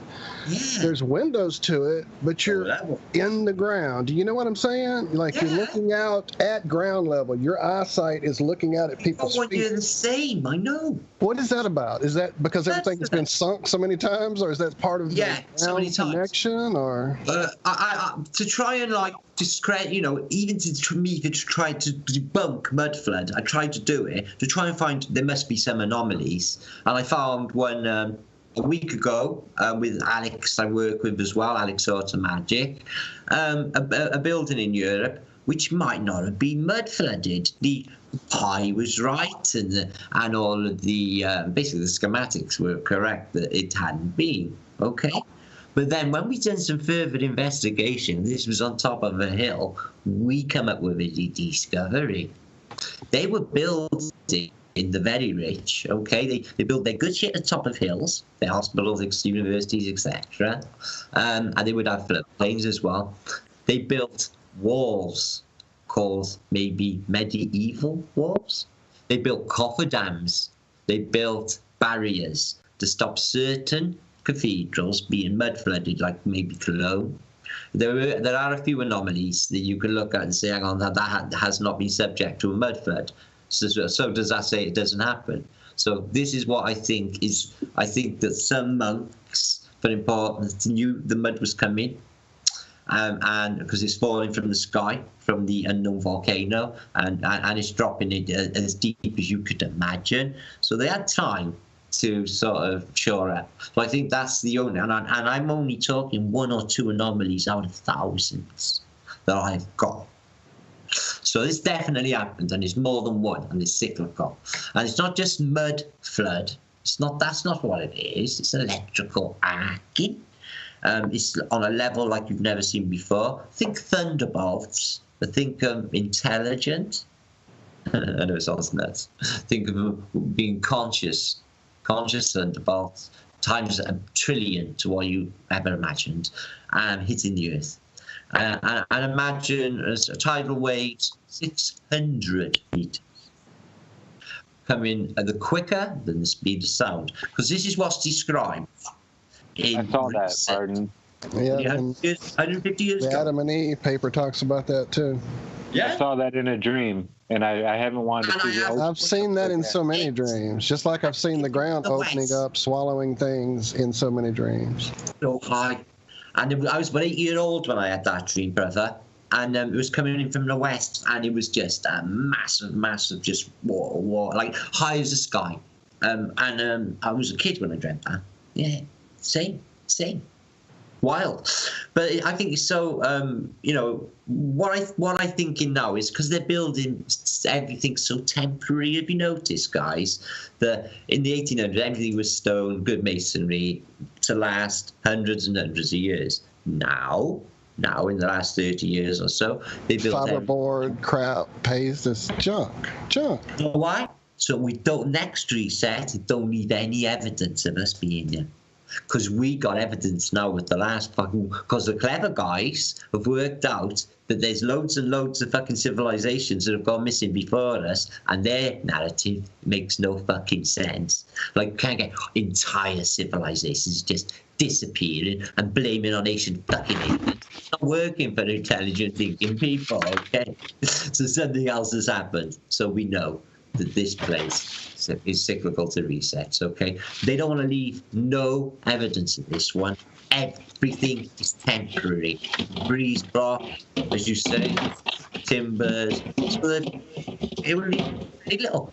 And I believe that's what they're planning. I don't think it's in the recent. They need their slaves. They need their slaves and their factory sources, because that's all we add to them. But they don't need as many. They're penning everyone in the middle bit. I don't know if you've noticed. Have you guys? You know, the influx of immigrants. Well, they don't send them east, and they don't send west. They send them here to the centre bit of the azimuth, like the centre bit. That must mean something. So what can that mean, guys? What can that mean? Does it mean they're not going to reach? The safe place would be on the outside edge. I mean, when it does clear the Hawaiian side nicely, but I'm trying to work out, like, they're not going to wipe out like Europe and the centre and the power and the Britain. They're not going to do that. So why are they moving all the populations to the middle? Well, what if the people, the royals, are actually being fooled just as well? They're not. I don't think they're in power. Not completely. I actually think it is supernatural what's happening. Yeah, that's what I'm saying. Even the royals and the puppets, the supernatural don't care about them. They're using them to get everybody here into the center. Yeah. They're like the little carrot they're dangling of, here's what will give you the riches and the power, and yeah, they're gonna get it in the end, just like the rest, I think. I did say this on a vlog last week. I actually didn't speak it, but I wrote it in a narrative saying even the high up of the Masons and the high up of you lot, who are our enemies, you're as much bitches as we are. And I tell you what, when the shit hits the fan, how safe do you actually really think you will be? That's what I said. Look at the LA riots. Yeah, they are not safe. They think the military and all these, there's going to be so many people just trying to stay alive if this actually goes off. Yeah. They think they're going to have this unity, but it's all based on lies and deceit, and they all know it. It's all going to fall apart. I think it's down to us. I really think that, I keep saying it, I think the only chance for humanity is the flat earthers. I think that if we explain to them that when it's the fan, unity together and working together as brothers and sisters, we can make it better. So we don't need that. It's broken. It's always been broken. And this place has such good promise. We could turn it all around. Every bit of waste ground planted with food. We could do so much, guys. We have to convince them. So we need more people. We need more channels. We need just more people standing up. You know. Sorry, Martin. I've been chopping in and out with this stupid internet connection, and all the rest of it. But I entirely. I'd like to back you up on that. It is down to us. If we can see this thing coming, then we have no excuse. And we are seeing this thing coming. So we literally have no excuse. We can do exactly what is needed. We can we can plant our own food. We can harvest our own rainwater. We can literally be self-sufficient as communities. And, not legally. Well, Can we buy somewhere legally. off grid for us? Like being our own flat Earth. It isn't going to work like that. That's the problem, Martin. It's not going to work like that because I mean, there are things that you can go and join communes now. That like sort of work for themselves. Yeah, sort of little farms and all this sort of stuff, and they're living in yurts and et cetera, or you could buy an island or do this, that, and the other. But that But it's not like more an independent state to the flat earthers away from it. It's just not the way forward. The only way forward is to get to that 10%. Yeah. In order to naturally domino the 90%. Into realizing that this heliocentric horseshit that we've been sold, literally sold or robbed, is wrong. No. God, that was so bad. I'm over it anyway. It was a mistake. I knew there was something wrong. It was niggling me my entire life. I knew there was something wrong. And when that came along, I thought, oh, Christ, of course it was. Of course it's fucking flat. How could I have not known? I know, that's what I kept saying when I finally got through all the roadblocks and the NASA programming. It was like, why didn't I figure this out so long ago with all the truth searching I've done? Good brainwashing, brother, and we were under hypnosis. And for some reason, hypnosis lifted in 2015, and many of us woke up, thank God. And then we were like precursors or catalysts, and then loads and loads more come along, and look where we are now. Look what's happened altogether. Has anyone done a check on the analytics on how this thing is doing? I haven't. It's been a while. Matt keeps an eye on it. It was like 6% of America, believe nice. So yeah, I never would have started a YouTube channel if it was not for this. I wanted to show people since I was young that we're being lied to. But every time, there's something happened like 9/11 or any of the bombings, any of the bullshit that they try to sell us, we can't go and investigate it afterwards. I can't go and show people, hey, but this, they can't hide this from us. This just was like, yeah, I can take people to the beach and be like, look, you shouldn't see that. The truth right there. No hide. They can't have the data. I know. Explain it to me. I show people the pictures I take of the Chicago skyline all the time at work and stuff. It's like, explain it. How does this happen? Hashtag test it. There is no other way other than testing it for yourself that will make you know. You can believe all you want, but you can read all you want and believe all you want. But unless you get out there and test it for yourself, then you are not going to know. I agree. The problem is waking enough people out of their doze, their sleep, their haze of TV and jobs and got to pay the bills that they don't even care. They don't care to even know that the models are wrong. Everyone's hooked into that life, but I just got this way with people, and I can't help. Every single person I say, "Well, you happy being a slave?" No matter what job they're in, none of them are. When I talk to a lot of bullshit people on phones, you know the score.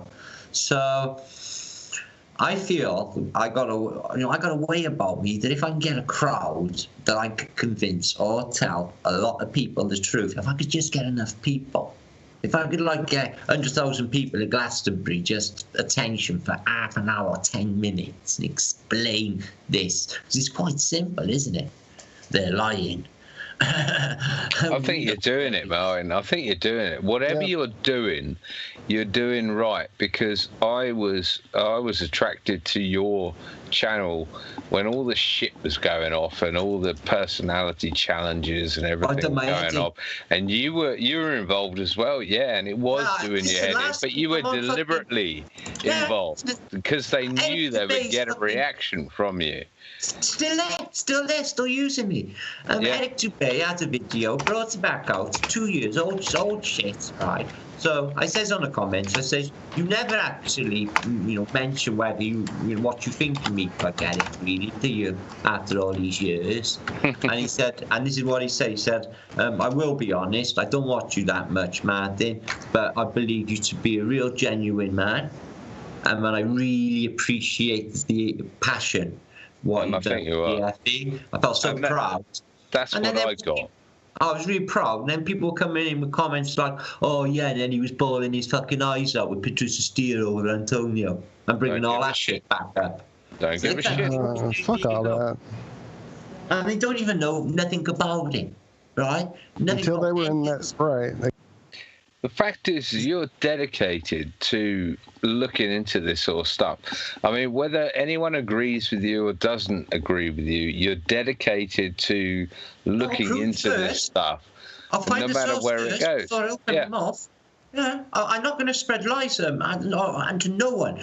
Whatever I put out on this channel, right? Me or Lee, and we'll go through it together. And Zach, there's so many of my comments, all the guys, and we will verify whether this is true or not before we put it out. But I'm putting out the fryeries, right? Where they used to fry people during these times of famine, and abbeys, are abattoirs, where they used to do the killing. And there's actual physical evidence in these places, like drains, like where blood would run. I shit you not, guys. It's in the names. It's in the, like the medieval area, the Middle East. Okay, let's see how far out there you want to get. It explains a lot. Of the dissolution, the abbey explains it. And maybe Henry, like if Henry Tudor did exist, right, and he's like, no, I'm not having this, what's going on with the friars in the abattoirs and all that. I like him because he was a Welshman, Henry VIII. So maybe he did smash these up. But I've got a feeling there's something else happened with the dissolution of the abbey. I think it's to do with that. I think it's to do with what they were up to, and maybe the people turned on them. Star thoughts. Big part of this as well. We can't forget them and the somatic nature of them. So these people, even in antiquity, they got full electricity. So they got static electricity, okay? Nothing like we thought, is it, guys? They got a beautiful lifestyle where they're all harmonic, everything else. No illness, no disease. This is in between the events, by the way. Sounds like a golden age. It was a golden age, exactly. We were in the golden age of Carly, and they took us away, and now we're in this age of darkness, definitely. But there's a chance here, right here, to bring it back. We can bring people back to the fold. We have to. We have to. So what do you think gargoyles are, Martin? Well, I know exactly what happened. Before the gargoyles turned up, with the architecture of, say, we'll use the example of Notre Dame, was beautiful little cherubs. And there was this particular style, and it was beautiful, with flowing flowers. Okay? So what they did is they first of all, they disrupt the flowing flowers, and they twist them. And the faces they take off, and they replace them with devils and gargoyles. This happened in, I don't know what period, I guess in the 1700s, something like that from my research. But yeah, this religious takeover, which you could call the Reformation, if you like, but this religious takeover was complete. They took the churches, they decommissioned what they did for the people. They used them as control centers, and if you don't do as you're told, we'll fucking do you, like literally do you, and that's what they were up to. Because it was a conversion. Can I ask how you know that? I mean, is there sort of? I know you go through numerous sketchings and all sort of etchings and everything. Were these cherubs recorded? Well, yeah, there's a few different styles I can recognise now. Lee, Flat Earth British, can do the same. I've got examples here I can show you. I study architecture, and I was a stonemason for maybe 3-4 years. I've worked for Cadw, which is Welsh Monuments, the company, Welsh Monuments. I've worked on a lot of cool stuff. It's for no stone, all right? Well, actually, go ahead. Sorry, delay that answer. You are actually pretty well qualified in this section. I mean, you had a Navy career as well. Yep. Your stonemason Navy career. You're not, sort of in your mum's basement. No, man, I've lived my life all right. I've done everything you can imagine. Give us a CV. Give us a CV of what you've done from sort of 16 what on. I haven't done would be easier. I know that feeling. Yeah. Before we get too far from the gargoyles, Martin, have you ever seen the book that F. Stop Fitzgerald put together? It's a photography coffee table book. I have it. I'll have to find it. Stephen King actually wrote the text. It's all about gargoyles all over the world. It's the guy called F. Stop Fitzgerald. He's a photographer, and it was amazing. I thought you were about Scott Fitzgerald. But I love that stuff too. I'm going to find the book. I'll send it to you. Hang on. All right. Right, my local cathedral is one of the oldest in Wales, called Llandaff. I've done 2 vlogs on it, right? There's a big gargoyle on the corner. So I go in, and I asked the woman inside. She's not a priest, she just works there. I said, so what's the significance of the gargoyle outside? She said, oh, it's to ward off evil. I went, oh, is it? All right, then. Ward off evil. It cracks me up because I spent years and years as a sort of adolescent. My parents had some sort of fetish with cathedrals and well, I think I think they had a membership of the National Trust is what they had. So we ended up going to all these mansions and cathedrals and stately homes and everything. And the same are all around Europe and France and Italy and Yugoslavia and all sorts of places. And it was really strange. I mean, I've picked up on things when I'm watching your videos that, it is odd. There are really strange things about these things. And I remember, as a 10-year-old looking up at this weird gargoyle looking down at me, and I'm like, well, what's godly about that? I mean, there's just nothing. What's that all about then, Mo? It's the takeover of this demonic thing. I tell you what, I have had some incredible jobs in my time, apart from stonemasonry, I mean, that you wouldn't believe. Like you said, I was in the merch for years, but the one I was just going to mention would have blown you away. It was on this field as well. Oh, what was it? It's gone again. I've just done so much, guys. I've worked all over the world, and if I give up, like I had to take a break from a ship, I'd go and hook up with a lady in Holland and work in a bar in Rotterdam and things like that. I used to do all sorts of really cool stuff. Yeah. Yeah. It was called. I mean, I think we're similar generations, but it was called temping. When I was that sort of age in the 80s, it was you would go down the temp agency and sort of just say, what have you got for me? And they're like, I was good at it though. First time I ever went to London, I swear to God, right? I was 17 years of age on my own. Well, my mate Paul with me, and I went in one of them. Right, it was in Trafalgar Square as well, and they gave me a job straight away in a pub called the Century Tavern in Wembley. Right, I was living in there, pulling pints by 5 o'clock in the afternoon, and free food, and it was not bad money. I was 17. I wasn't even old enough to work in a pub. I had to wear a dicky bow and a frilly shirt though. But I was working in a pub at 14, but. Yeah, but these agencies, it just gave you. I mean, one week I was picking up litter on the side of a motorway. The next week I was putting up marquees. The next week I was picking strawberries or something. It just got you around. I done that. Strawberries. I loved it. I ate everyone that I never bet. But the point is you've been around. And there's no doubting it. Gotcha. Especially with the naval career. Do you know what I did for years? I went on battle sites. I visited battle sites. I had a thing for it. I went to D-Day. Adam Ashes. I got a photograph of me. He sat across the cannon there. My auntie loves that. It's one of her favourite photos. So I had an obsession with the First World War. So I had to go. I had to go and see. I had been to the Somme. I went to Ypres, right, which they call wipers in First World War. Now that is part of this whole theory, which is not a theory anymore. There's no accident that they used that location for that size of battle and that many people. It's because of what was there.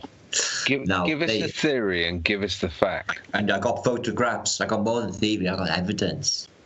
Now, they blew up masonry, obviously, and they blew up civilizations, and they're showing you giant craters. Now, if you know about the Amatil charge, the biggest explosion, what they say out of size, out of Hiroshima, right, and the Theory Ridge, one night, right, during the first day of the Battle of Somme, 1st of July, 1916.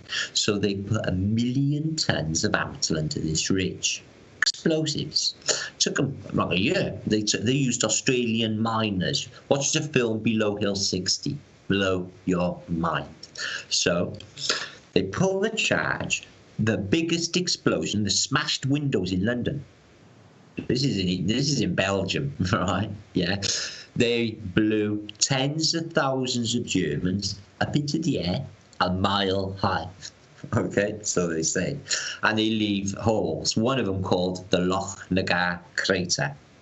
Now, when you study the Loch Nagar crater, it seems that there is old masonry, what looks like Greco-Romano masonry. And then I find other evidence then in Passchendaele, the biggest, one of the worst battles in living history outside of Stalingrad.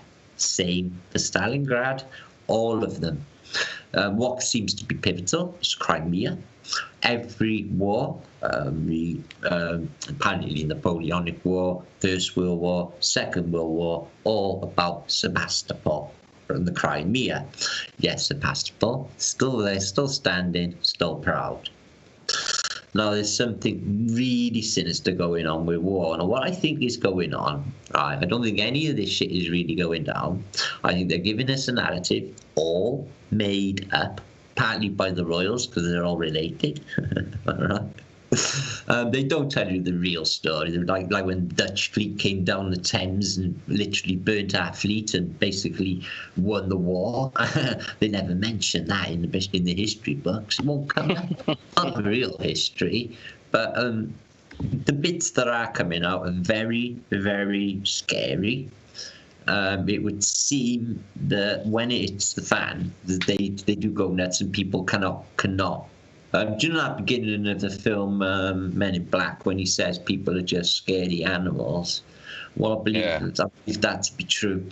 I think give these people around here where I live 3 days without food and they haven't got their crack and what have you. 3 days. I tell you what, Martin, considering we are predicting this and knowing this is coming, what advice would you give to your average Joe if everyone was to hear this? And that's our frustration, is that not many people do hear this. But what would you tell them to do? Because obviously they are vying for war. They're going to either turn the whites against the darks or the whatever it is that they pull. It's coming. We know it's coming. And how do we head it off at the pass? It can be doable because consciousness, thank God, works this way. We explain that we are all one and we are all love. Okay, we are charm. Okay, and this power, because the power has always been with the people, you know. Okay, will just make them evaporate. They are petrified of us knowing this. Now we need to fucking spread the word of love. I know it sounds a cliche and it's bullshit, but the power of love is so strong, it will make wars. It will make someone kill someone. It will make someone do anything, the power of love. So what we got to do is we've got to explain to people, right, that there's no blacks, there's no whites, there's no anything, because borders do not exist. They are theoretical concepts made up by evil men and lines on maps. Okay? They do not exist. They drive people against people using bread and circuses, which is sport. Okay? So that we are in, whether you like it or not, we are all one consciousness web connected. I'll have a thought. Zach will pick up on it 2 minutes later on the other side of the pond, no problem. And we won't even question it, because when you know, you just go with the flow. You become highly psychic and you become kind. So what we got to do, one of the first things I would say is we need to start speaking and treating one another decently, because we're made of water. Now, if you look into the properties of water, you will find out that it's geometrically connected to charm, as in the vibration we give off. So, if you give off a nasty vibration to said water, human body, it will have a particular reaction. Make that person possibly ill, shake, what have you. So when you explain to people made of water, and then when you explain that if you're nice to this person, it will, if you want to explain it quantum mechanically, the atoms will all shift and change, become charm, and you will be bliss. And all of reality will be this way. And we can make that happen. We can facilitate this, guys. We can do it. It's easy to do. It's just numbers. You've got to get numbers. I can persuade people, okay? I can. I just can't get the numbers. I can't get the people to listen to me. It's not enough. Because to tell the truth, and they don't want this sort of truth. It's not a controlled truth. If it's coming out, it's going to come out. They want it their fucking way. Well, I tell you what, the people don't want it that fucking way. We've had it. We've had that. It's just one form of slavery for another. Do you know what a revolution is, guys? It's when a wheel turns. It's like the fucking song says, the same boss as the old boss. All it is. So, what's the solution? Is that we have to explain that we're all one. We have to explain we have to work together against the common enemy, which is trying to kill us, slow kill us, poisoning our children, poisoning us all. I'm with you, man. I'm with you all the way. And yeah, I think you've done you've summarised it nicely there. On that note, go on then. Yeah, I was. Yeah.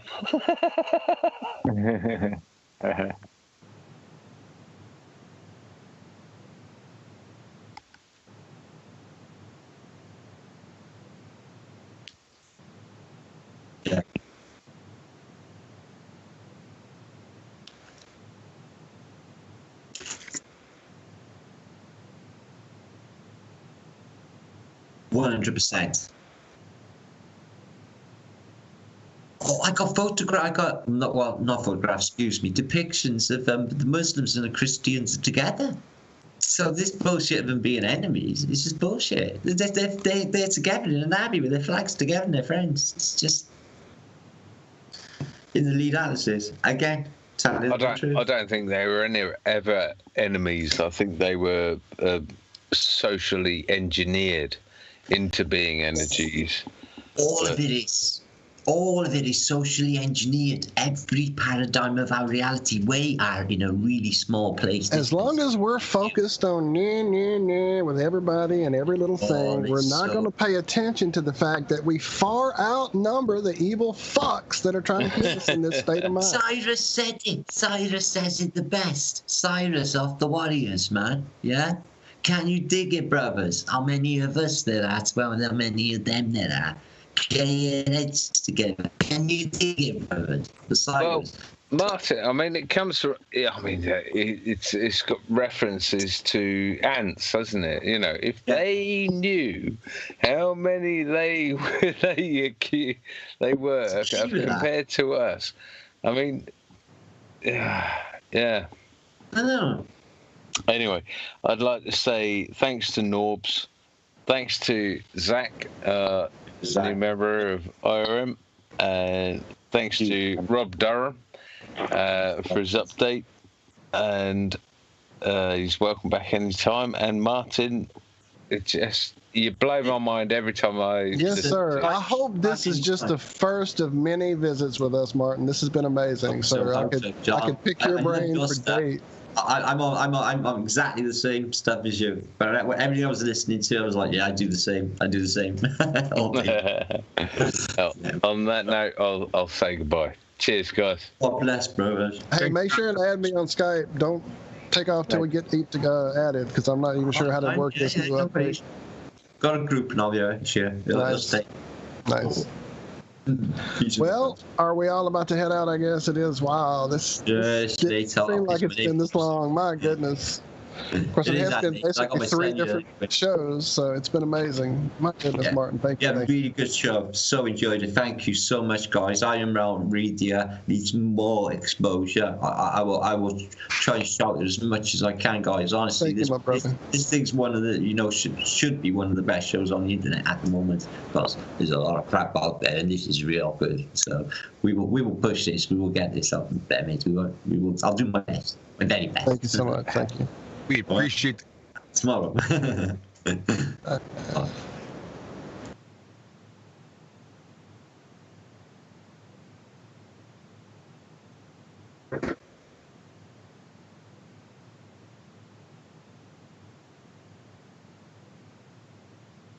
Yeah, I was just showing you something now. I had a link up of St. Petersburg neoclassical buildings, and you go through them, and then every one of them, every one of them blows your brain, but there's not that's what I really soul wanted to get to. And no life.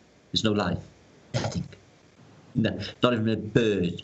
And you think they'd be like pigeons in cities these sizes, but the architecture is sublime. I had the link up I was going to show you, to share. It was absolutely crazy. Say hours again, we could be here for sure. Listen, I ain't going nowhere, my brother, so I'll show you. I wish I could have shared it. I can't even find where to fucking share them. It's gone. Adam, are you the one that can do that? I can't. I used to be able to. When my brain worked, it's on the cross, isn't it? There you are. Share. Send. Share. There you are. All right. Share screen. Let me show you this. Like a second. Oh, actually, this was a Gallica I was going through, and it was West Africa, and the same thing turned up, guys. But there was men pulling men apart. It just. This is 1733 apparently. Okay, so. The fleet turns up. I'm not going to go too much into this because this is not a developed place. It's in West Africa. But I know it's not what I was going to show you. But later on in this, things get really, really, really, really ugly. I show you now. Right. I mean, this is the era that they're telling you was the 1700s. And this is what's really going on, is the persecution and the torture, and it's all about the globe as well. I got a couple of them where they're forcing globes on people, like Chinese leaders. Really? Yeah, man. They're going no, shaking their hand, going no fucking way, and they're got like swords on them, like, threatening their lives, like forcing the globe on them. It seems to be this like Western army goes around the world in these atlases. They force these people to, but like they chow down all the time. The whites, the Caucasians are the locals. Now check this up, look. No, this is in 1733. Is this really existing? This is a deity, guys. This is a demon, and this guy's just like falling at his feet. Do you know what I mean, guys? And that doesn't look like a statue, does it? No, brother. I got many of these to show alive deities communicating with people, talking to them, mates, like they're alive in 1733. Like deities are alive at this time in these atlases. They are mind-blowing. People have died over these atlases. The history behind them, they are extra rare, but the history that they show you is the real history. It'll show you a very, very wealthy Africa. It will show you, look, this is Africa. Oh, yeah. Wasn't it the richest person ever in history that we know of? An African king? Yes, the bankability of that is a very true thing. But it goes deeper than that because, you know, all these separations of like Persia and Carthaginian Empire. It's not. It's just one big Caucasian fleet. Now, what flag's that on that? Yeah. It's the Dutch, isn't it? So it's the Dutch. You've got the French as well. So it's European. It's a multinational fleet. They turn up everywhere in the world. And I got maybe 100 of these. And some places they turn up on starports and are very advanced with atmospheric electricity, even in Africa. As you can see, these were well set up with some sort of installation. That's not basically a church, because obviously it's in Africa, and they're not really doing that. So I whizzed through. This is not what I was going to show you, but it's just an example of what the lies they're telling us. And these people were... Do you know there was no poverty in India in 1837, right? This was the British report. And then, like, you know, 100 years later, the whole place is addicted to drugs and, you know...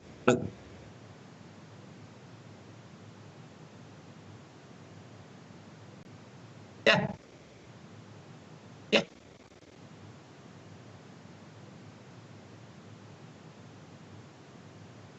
Mm-hmm. I was going to do a vlog on it, I was going to do a vlog on that. Well, I think I will, actually. But look at this. So, you think there's nothing going on here? You think it's all innocent? Yeah?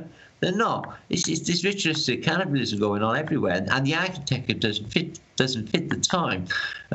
Biblical architecture in these lead atlases is in the Middle Ages. It's all set in this architecture, like you see the Capitol built. Look at this then, right? Place of homage, right, for some dudes or the leaders. See all these crosses, or Muslim crosses as well, all together. So who are they adulating? Let's have a take. Let's have a little look.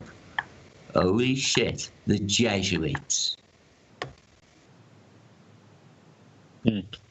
So we know the culprits are, guys. There's the evidence, right? And they're doing it all over the world, okay? And these are so detailed, they will literally blow your mind. And this is shit compared to... I can show you details of German cities or cities anywhere in the world in these books. And they literally... Look at this, look. So what's going on here, right? This guy is going to chop up this baby. So what's that for food, is it? Well, he don't look too happy about it. So what about these? This guy's... Is he alive?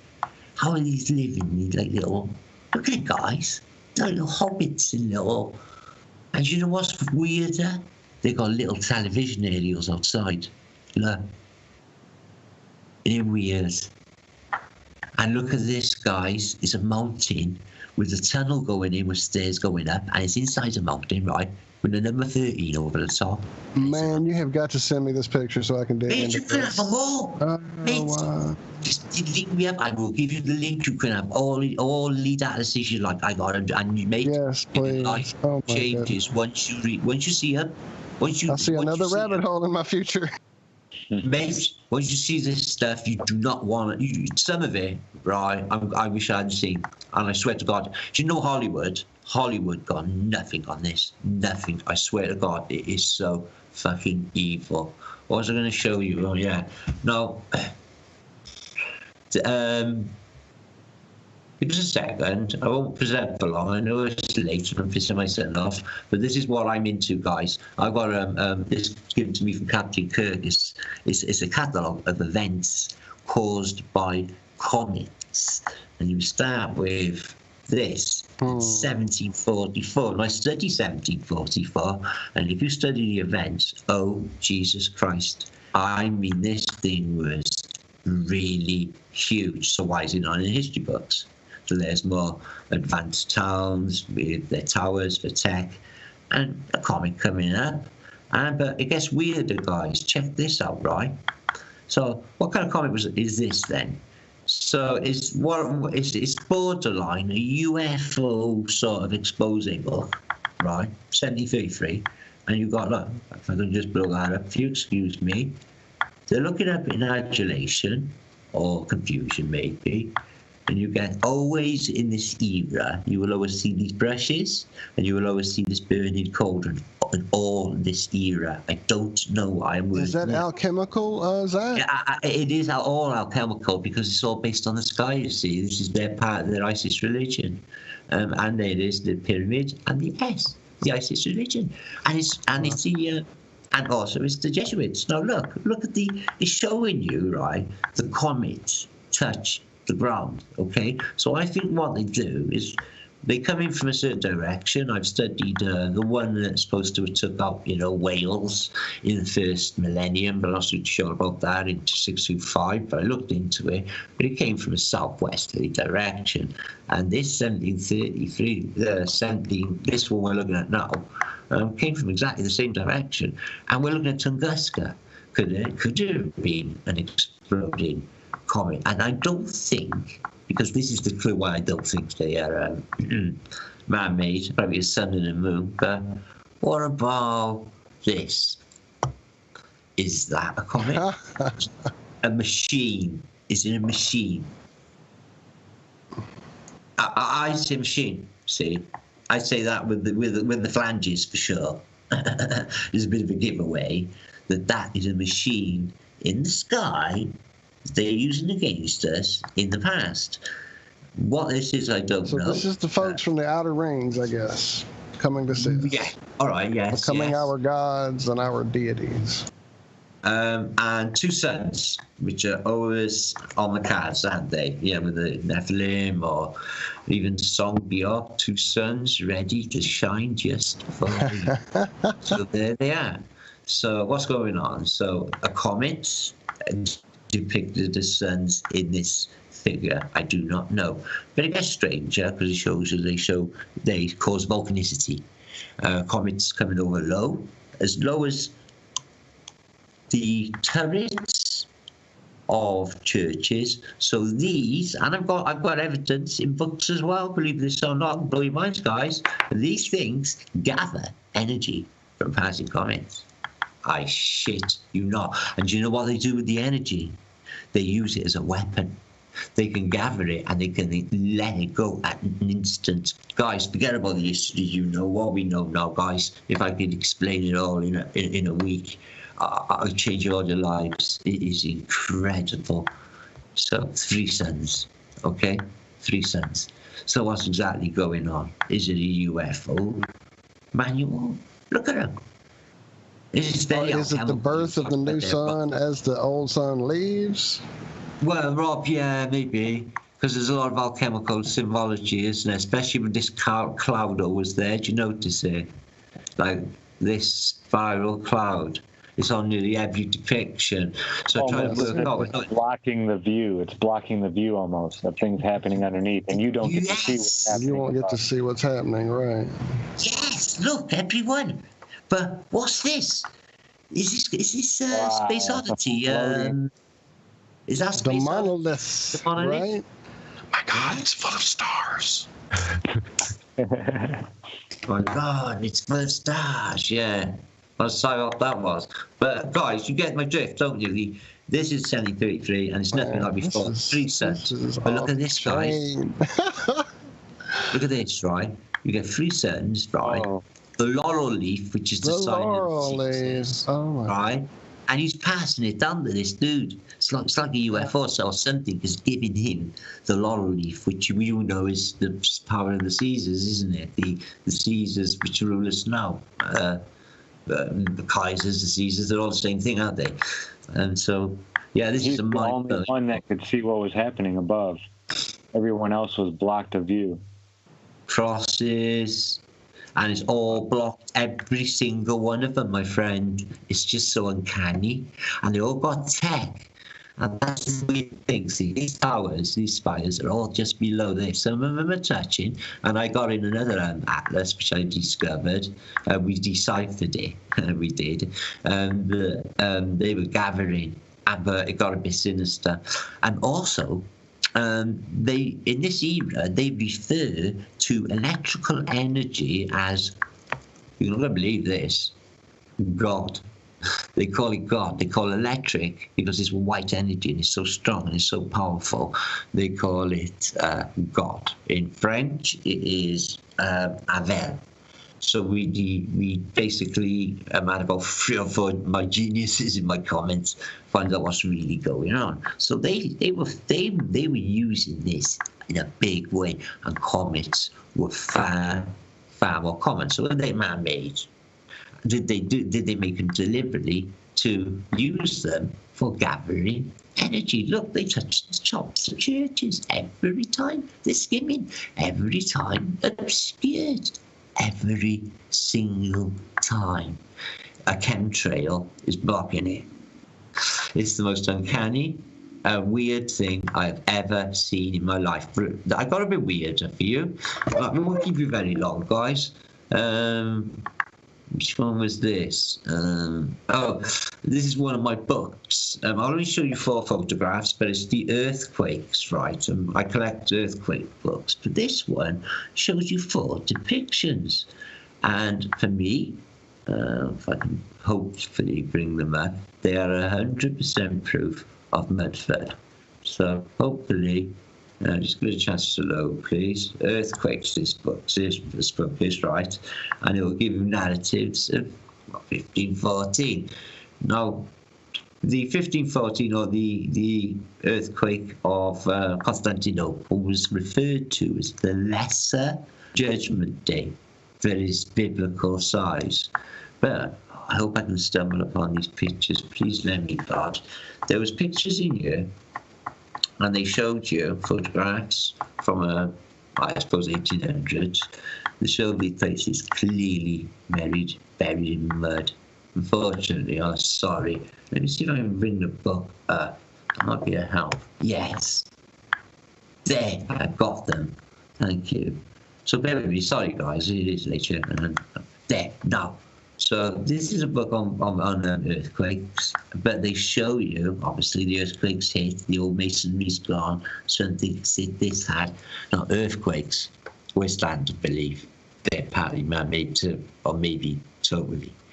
We're believing it's working on somatics because, as you know, guys, if you get that frequency right, you can break a wine glass. So if you get it extra right, like in maybe Jericho, you can bring the walls crashing down. Now, they knew this microwave technology in the past, and the proof is in this book. I discovered it. I started reading it last night. Oh, Jesus Christ, this book is gold. But the photographs, seismic 57s, and it'll show you, which I don't go with, by the way. The photographs were quite telling.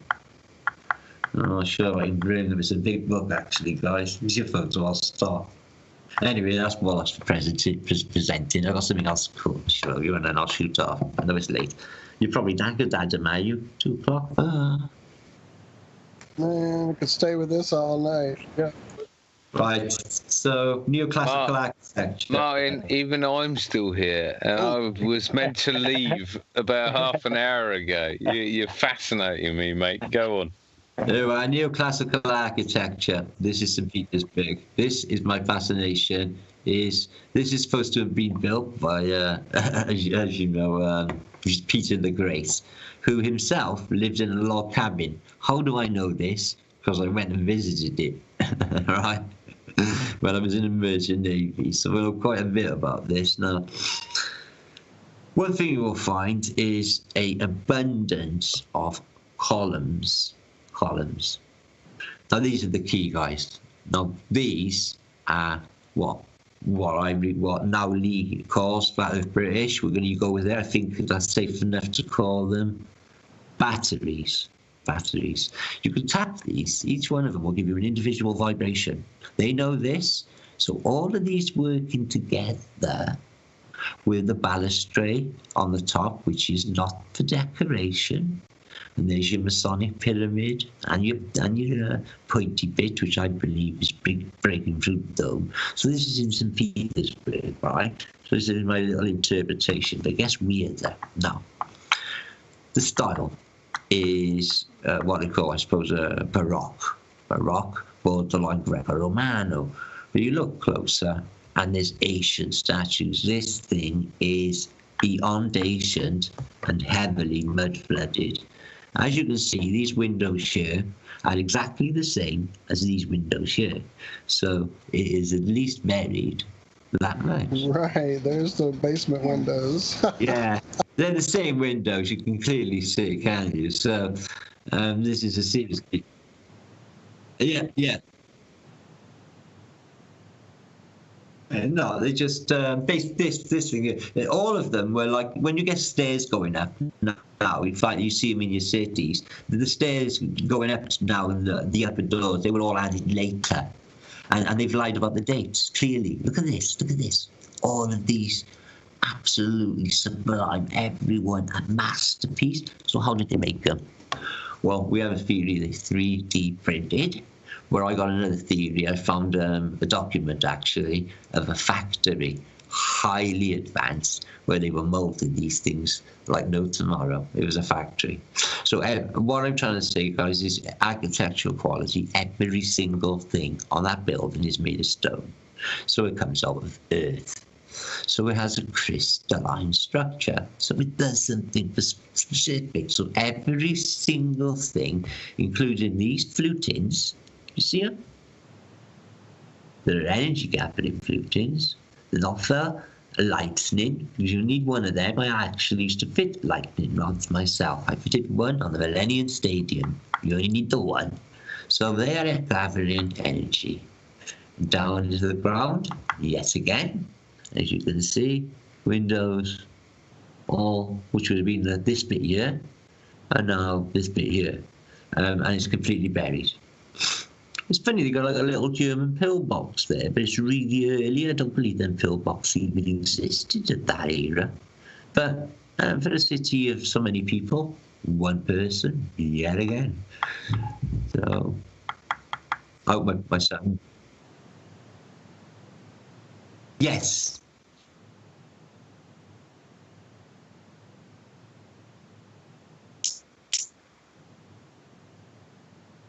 Newer does, yeah. It'd make a lot of sense. These blocks, Sherlock, for example, right? No, I've laid blocks. I know the effort that would go into doing just this one wall. But like on the scale that you see in St. Petersburg, and bear in mind they built this for some weird ass reason on a swamp, same as they did with Washington DC, on a swamp, and they moved the capital of Russia away from Moscow to St. Petersburg, that's on a swamp, and built apparently all this stuff. Now all this stuff was already there. See these? Do you see these? These long steel things we call bollards. Now these are all, and these little ones here, they're all over antiquity. I can show you 1,000 now, and this big pillar. Now they're not to stop ram raiders. They don't exist at the time. So what purpose do you think they actually serve? I'll tell you exactly what they serve by serving. They are gathering something out of the ether. Free energy, guys. And they took it out between the years 1895 and 1900. All of the evidence disappears. I have all the evidence, and I have the evidence of which time period it disappeared. Look, again, one person in a city of 250,000 people at that period. Isn't it unusual? There's no population, there's no birds, there's no nothing. That looks fake. This building looks superimposed upon this dome. This first building looks wrong. I don't know if these subjects are, these photos are subject to change, you know. Oh, I apologise. Sorry, son. I will keep it on. Yeah, just my son and keeping him awake. I'll be really quiet. It's all right, guys. Another mud flutter. But these are exquisite. Look at that machine there, guys. Not every single one of these are empty inside. They're not clock towers. These pillars, as I said, they're batteries. They collect static electricity out of the ether because they're really high. Okay, they collect them in the domes. These holes in everywhere, we call them portals, and the energy somehow is collected inside, pulled up through the floor also, and pumped out into the atmosphere, probably non-audible for the population. Guys, do you notice anything wrong? Well, this is a photograph in the 1850s, right? St. Petersburg again. This stuff's supposed to be built 100 years before, 1700s. Peter the Great, who himself lives in a log cabin, and it's all this best architecture you can imagine. So what's this thing here? Huge aerial, and another aerial. Aerials are not supposed to exist, guys. So where is the population? It's the people, guys. It's the birds. What's the matter with the road if they got it this good? Look at the architecture. Who built this architecture? Is it the state of Tartaria? Well, yeah, possibly. They were the biggest empire that ever was. Tartaria, you study it. But the people who built this, I believe that they were good. I believe that they were the sky people, came from above the dome. I think this is what this pointy bit means. But I believe that they basically went back because there's not very nice people here on the plane.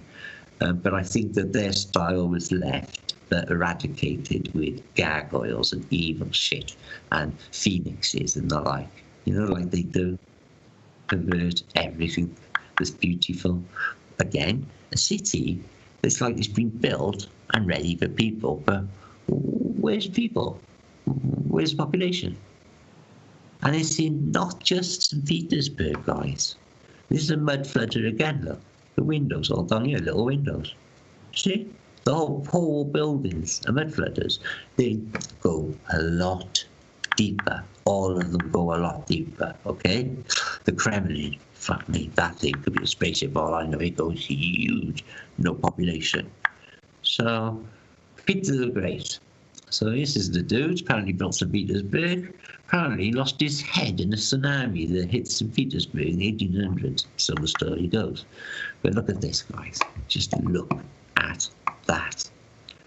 So we're missing something like huge about our lives.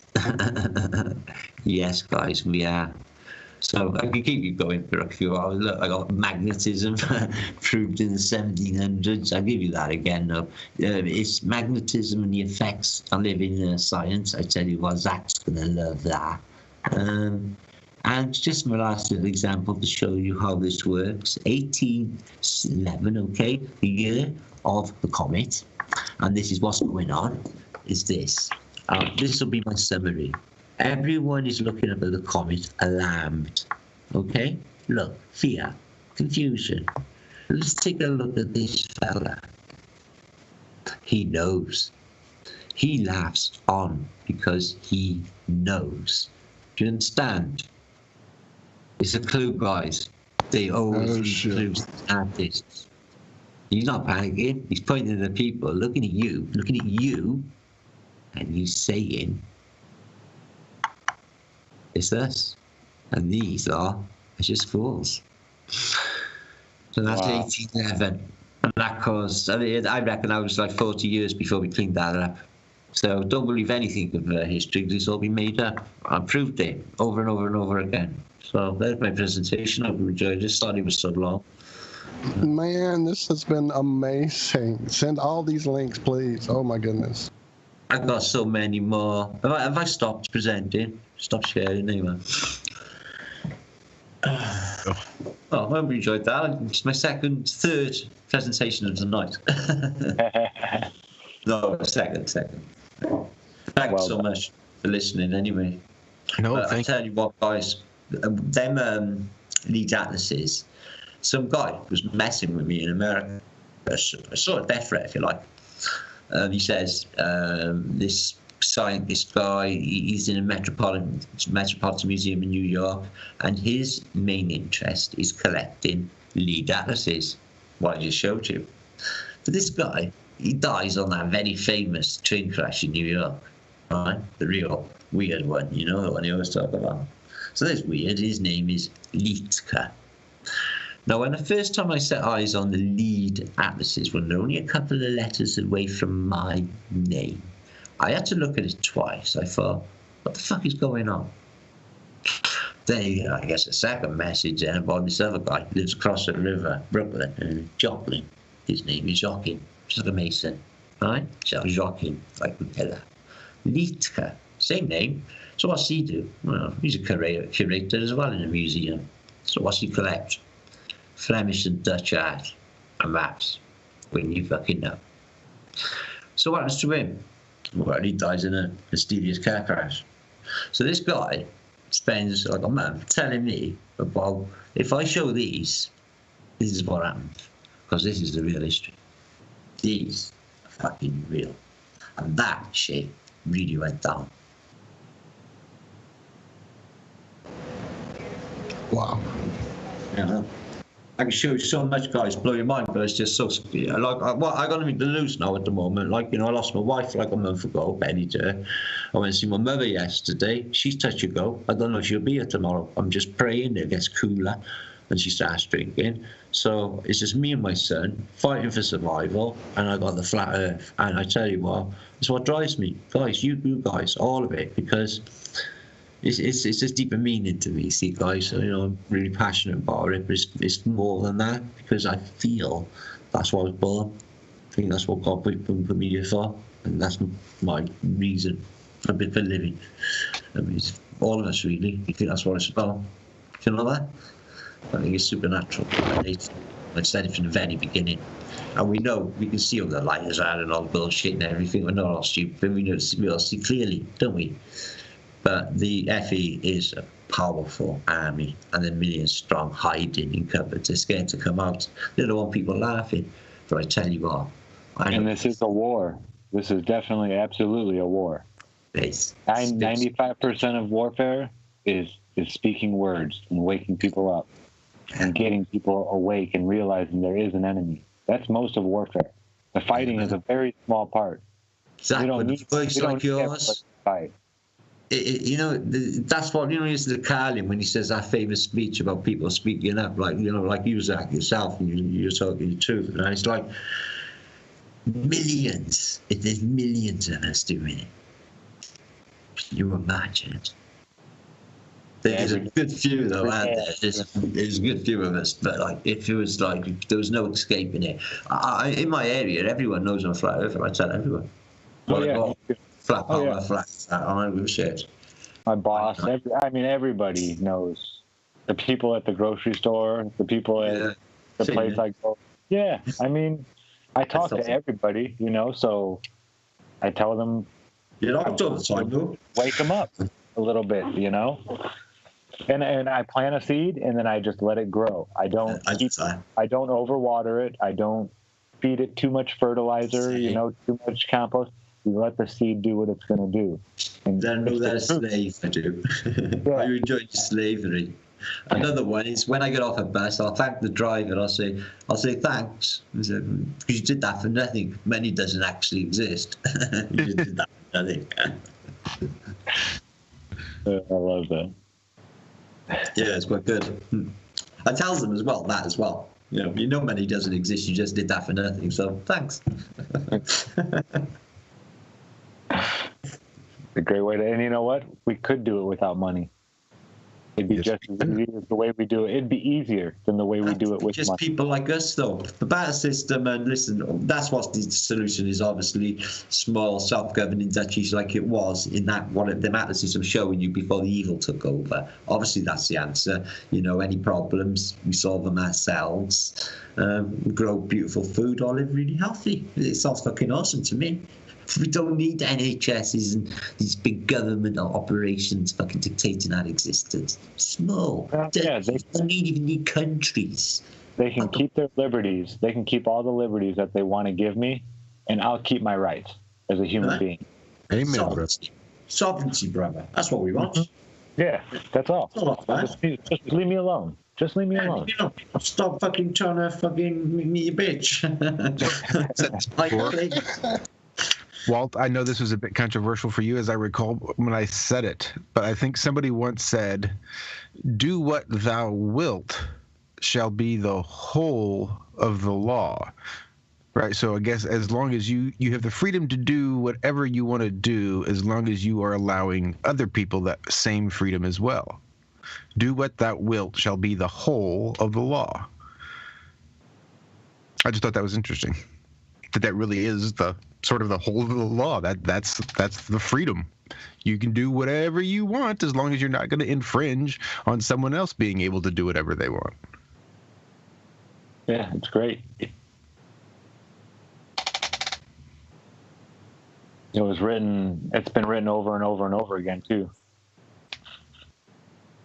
Yeah, like a revolution. It comes around again. I can't hear you, Martin. Uh-oh, Martin, we're not hearing you anymore, man. Darn it. Did you mute by accident? Can't hear you, Martin. I don't know. If you muted yourself, maybe you forgot. I'm not sure.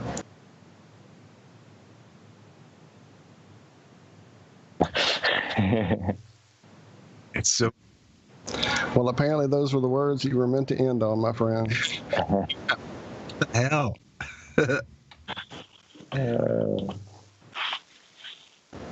No, man. Well, thank you again for sharing everything you shared, and especially that heartfelt part that just, man, touched me a lot there at the end. Thank you for sharing. Love you, brother, and so glad we got to know you a little better tonight.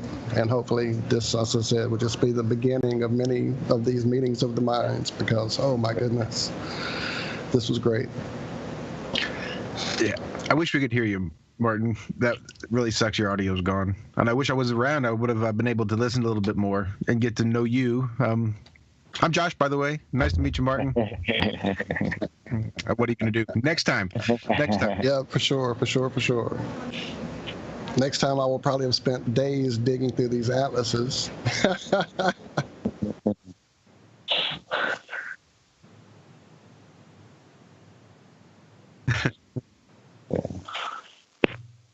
Well, this has been a huge show, as predicted. I mean, that was awesome. Yeah, I had a lot of fun.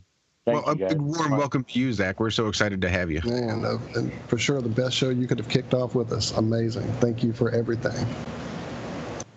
One quick question. Can I steal Adam's brain for just 1 second?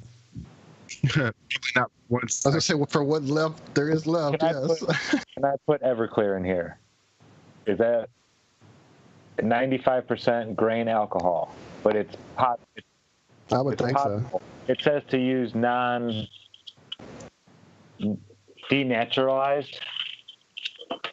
Or denatured? Denatured, yeah. Well, maybe there's something about it that it might cause issues then. It may do something. I don't know how fine of a...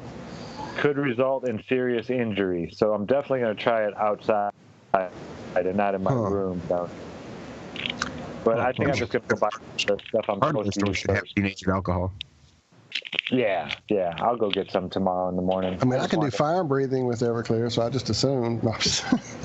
That's true. Just make sure you go live, Zach. I want to see what happens. All right. Yeah, if I decide to, I will. I'll hit you guys up before I do it. Sweet. Oh, man. Martin, thanks again, man. Awesome.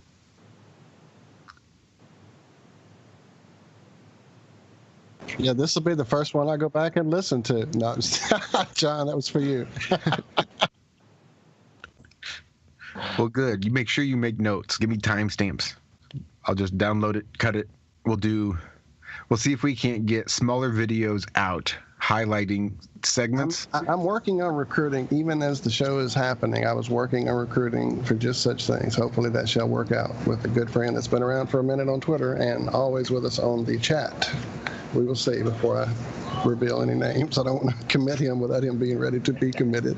But we can also do like a best of reel, a highlight reel of all the small clips that we pulled and put them together in one video, and do that before you do a full release of the full unedited show that we suffer through every Friday. I was just thinking there's lots of different things we can do because Norb had some really good ideas for us, and that was just one that sprang to mind, was throwing in that highlight reel. That's sort of another level. Yeah, I love that. Great idea. Because yeah, like it's hard to get people to even click on a video. And this one will be 4 hours, and it will have so many nuggets of amazing stuff that will just maybe not get seen because of the 4-hour length, and that's very frustrating. So this would definitely be a good starting point, and just work backwards from here. Can I just say, Martin, we're not ignoring you. We just can't hear you. Absolutely. Do you guys use American Sign Language in England? Or do you guys have your own version of sign language? There you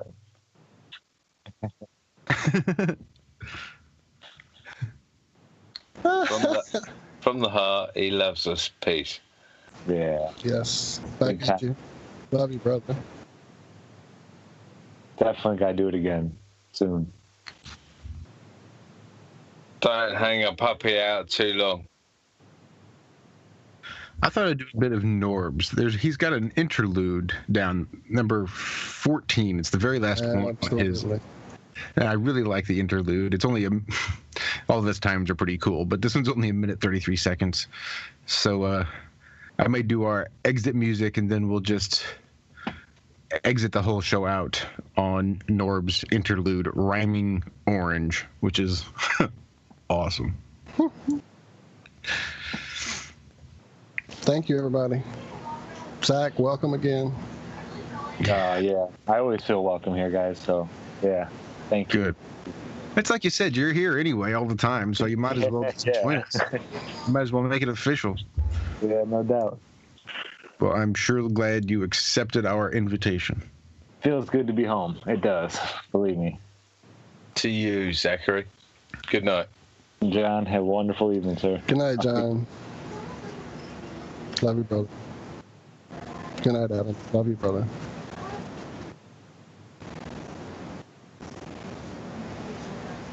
I've got just sound. Perfect. All right, well, I guess that's my cue then.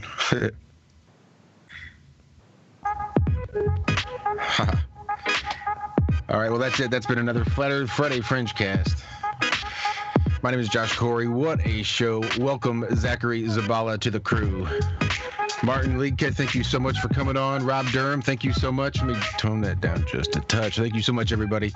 This has been a blast. And I will see everybody right back here next week for another Flat Earth Friday Fringecast. TGIF. Thank God it's flat. Ladies and gentlemen, I love you. Peace out.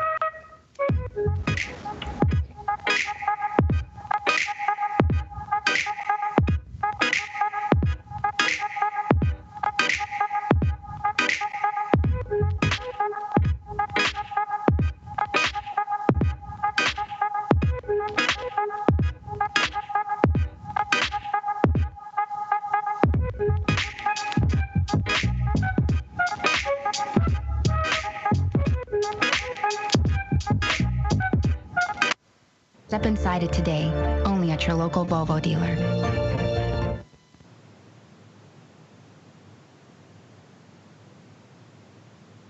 I said, sometimes when I drive, I think the only thing separating me and this guy from death is some little white lines. Luckily, I'm just trying to rhyme the word orange like a four-bit on a whore bench. I'm exploring the perfect porridge.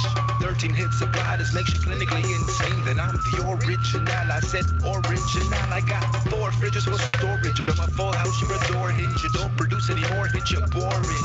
And I'm generous, but don't wear your labels, putting me through the revolving door in this industry. Boring in general. Why you lack the facts like a 5-0 exploring gigantic scores and wars. Restore order, the new world, controlling that of chaos, juicing jet fast. My brain runs on kryptonite and weed in the morning. I'm mourning my losses as I'm mourning just about all the bosses of the game. And one more thing, stop snoring, sleep on me, and I fly by you and my Concorde and saying, cheer, cheer, cheer, cheer.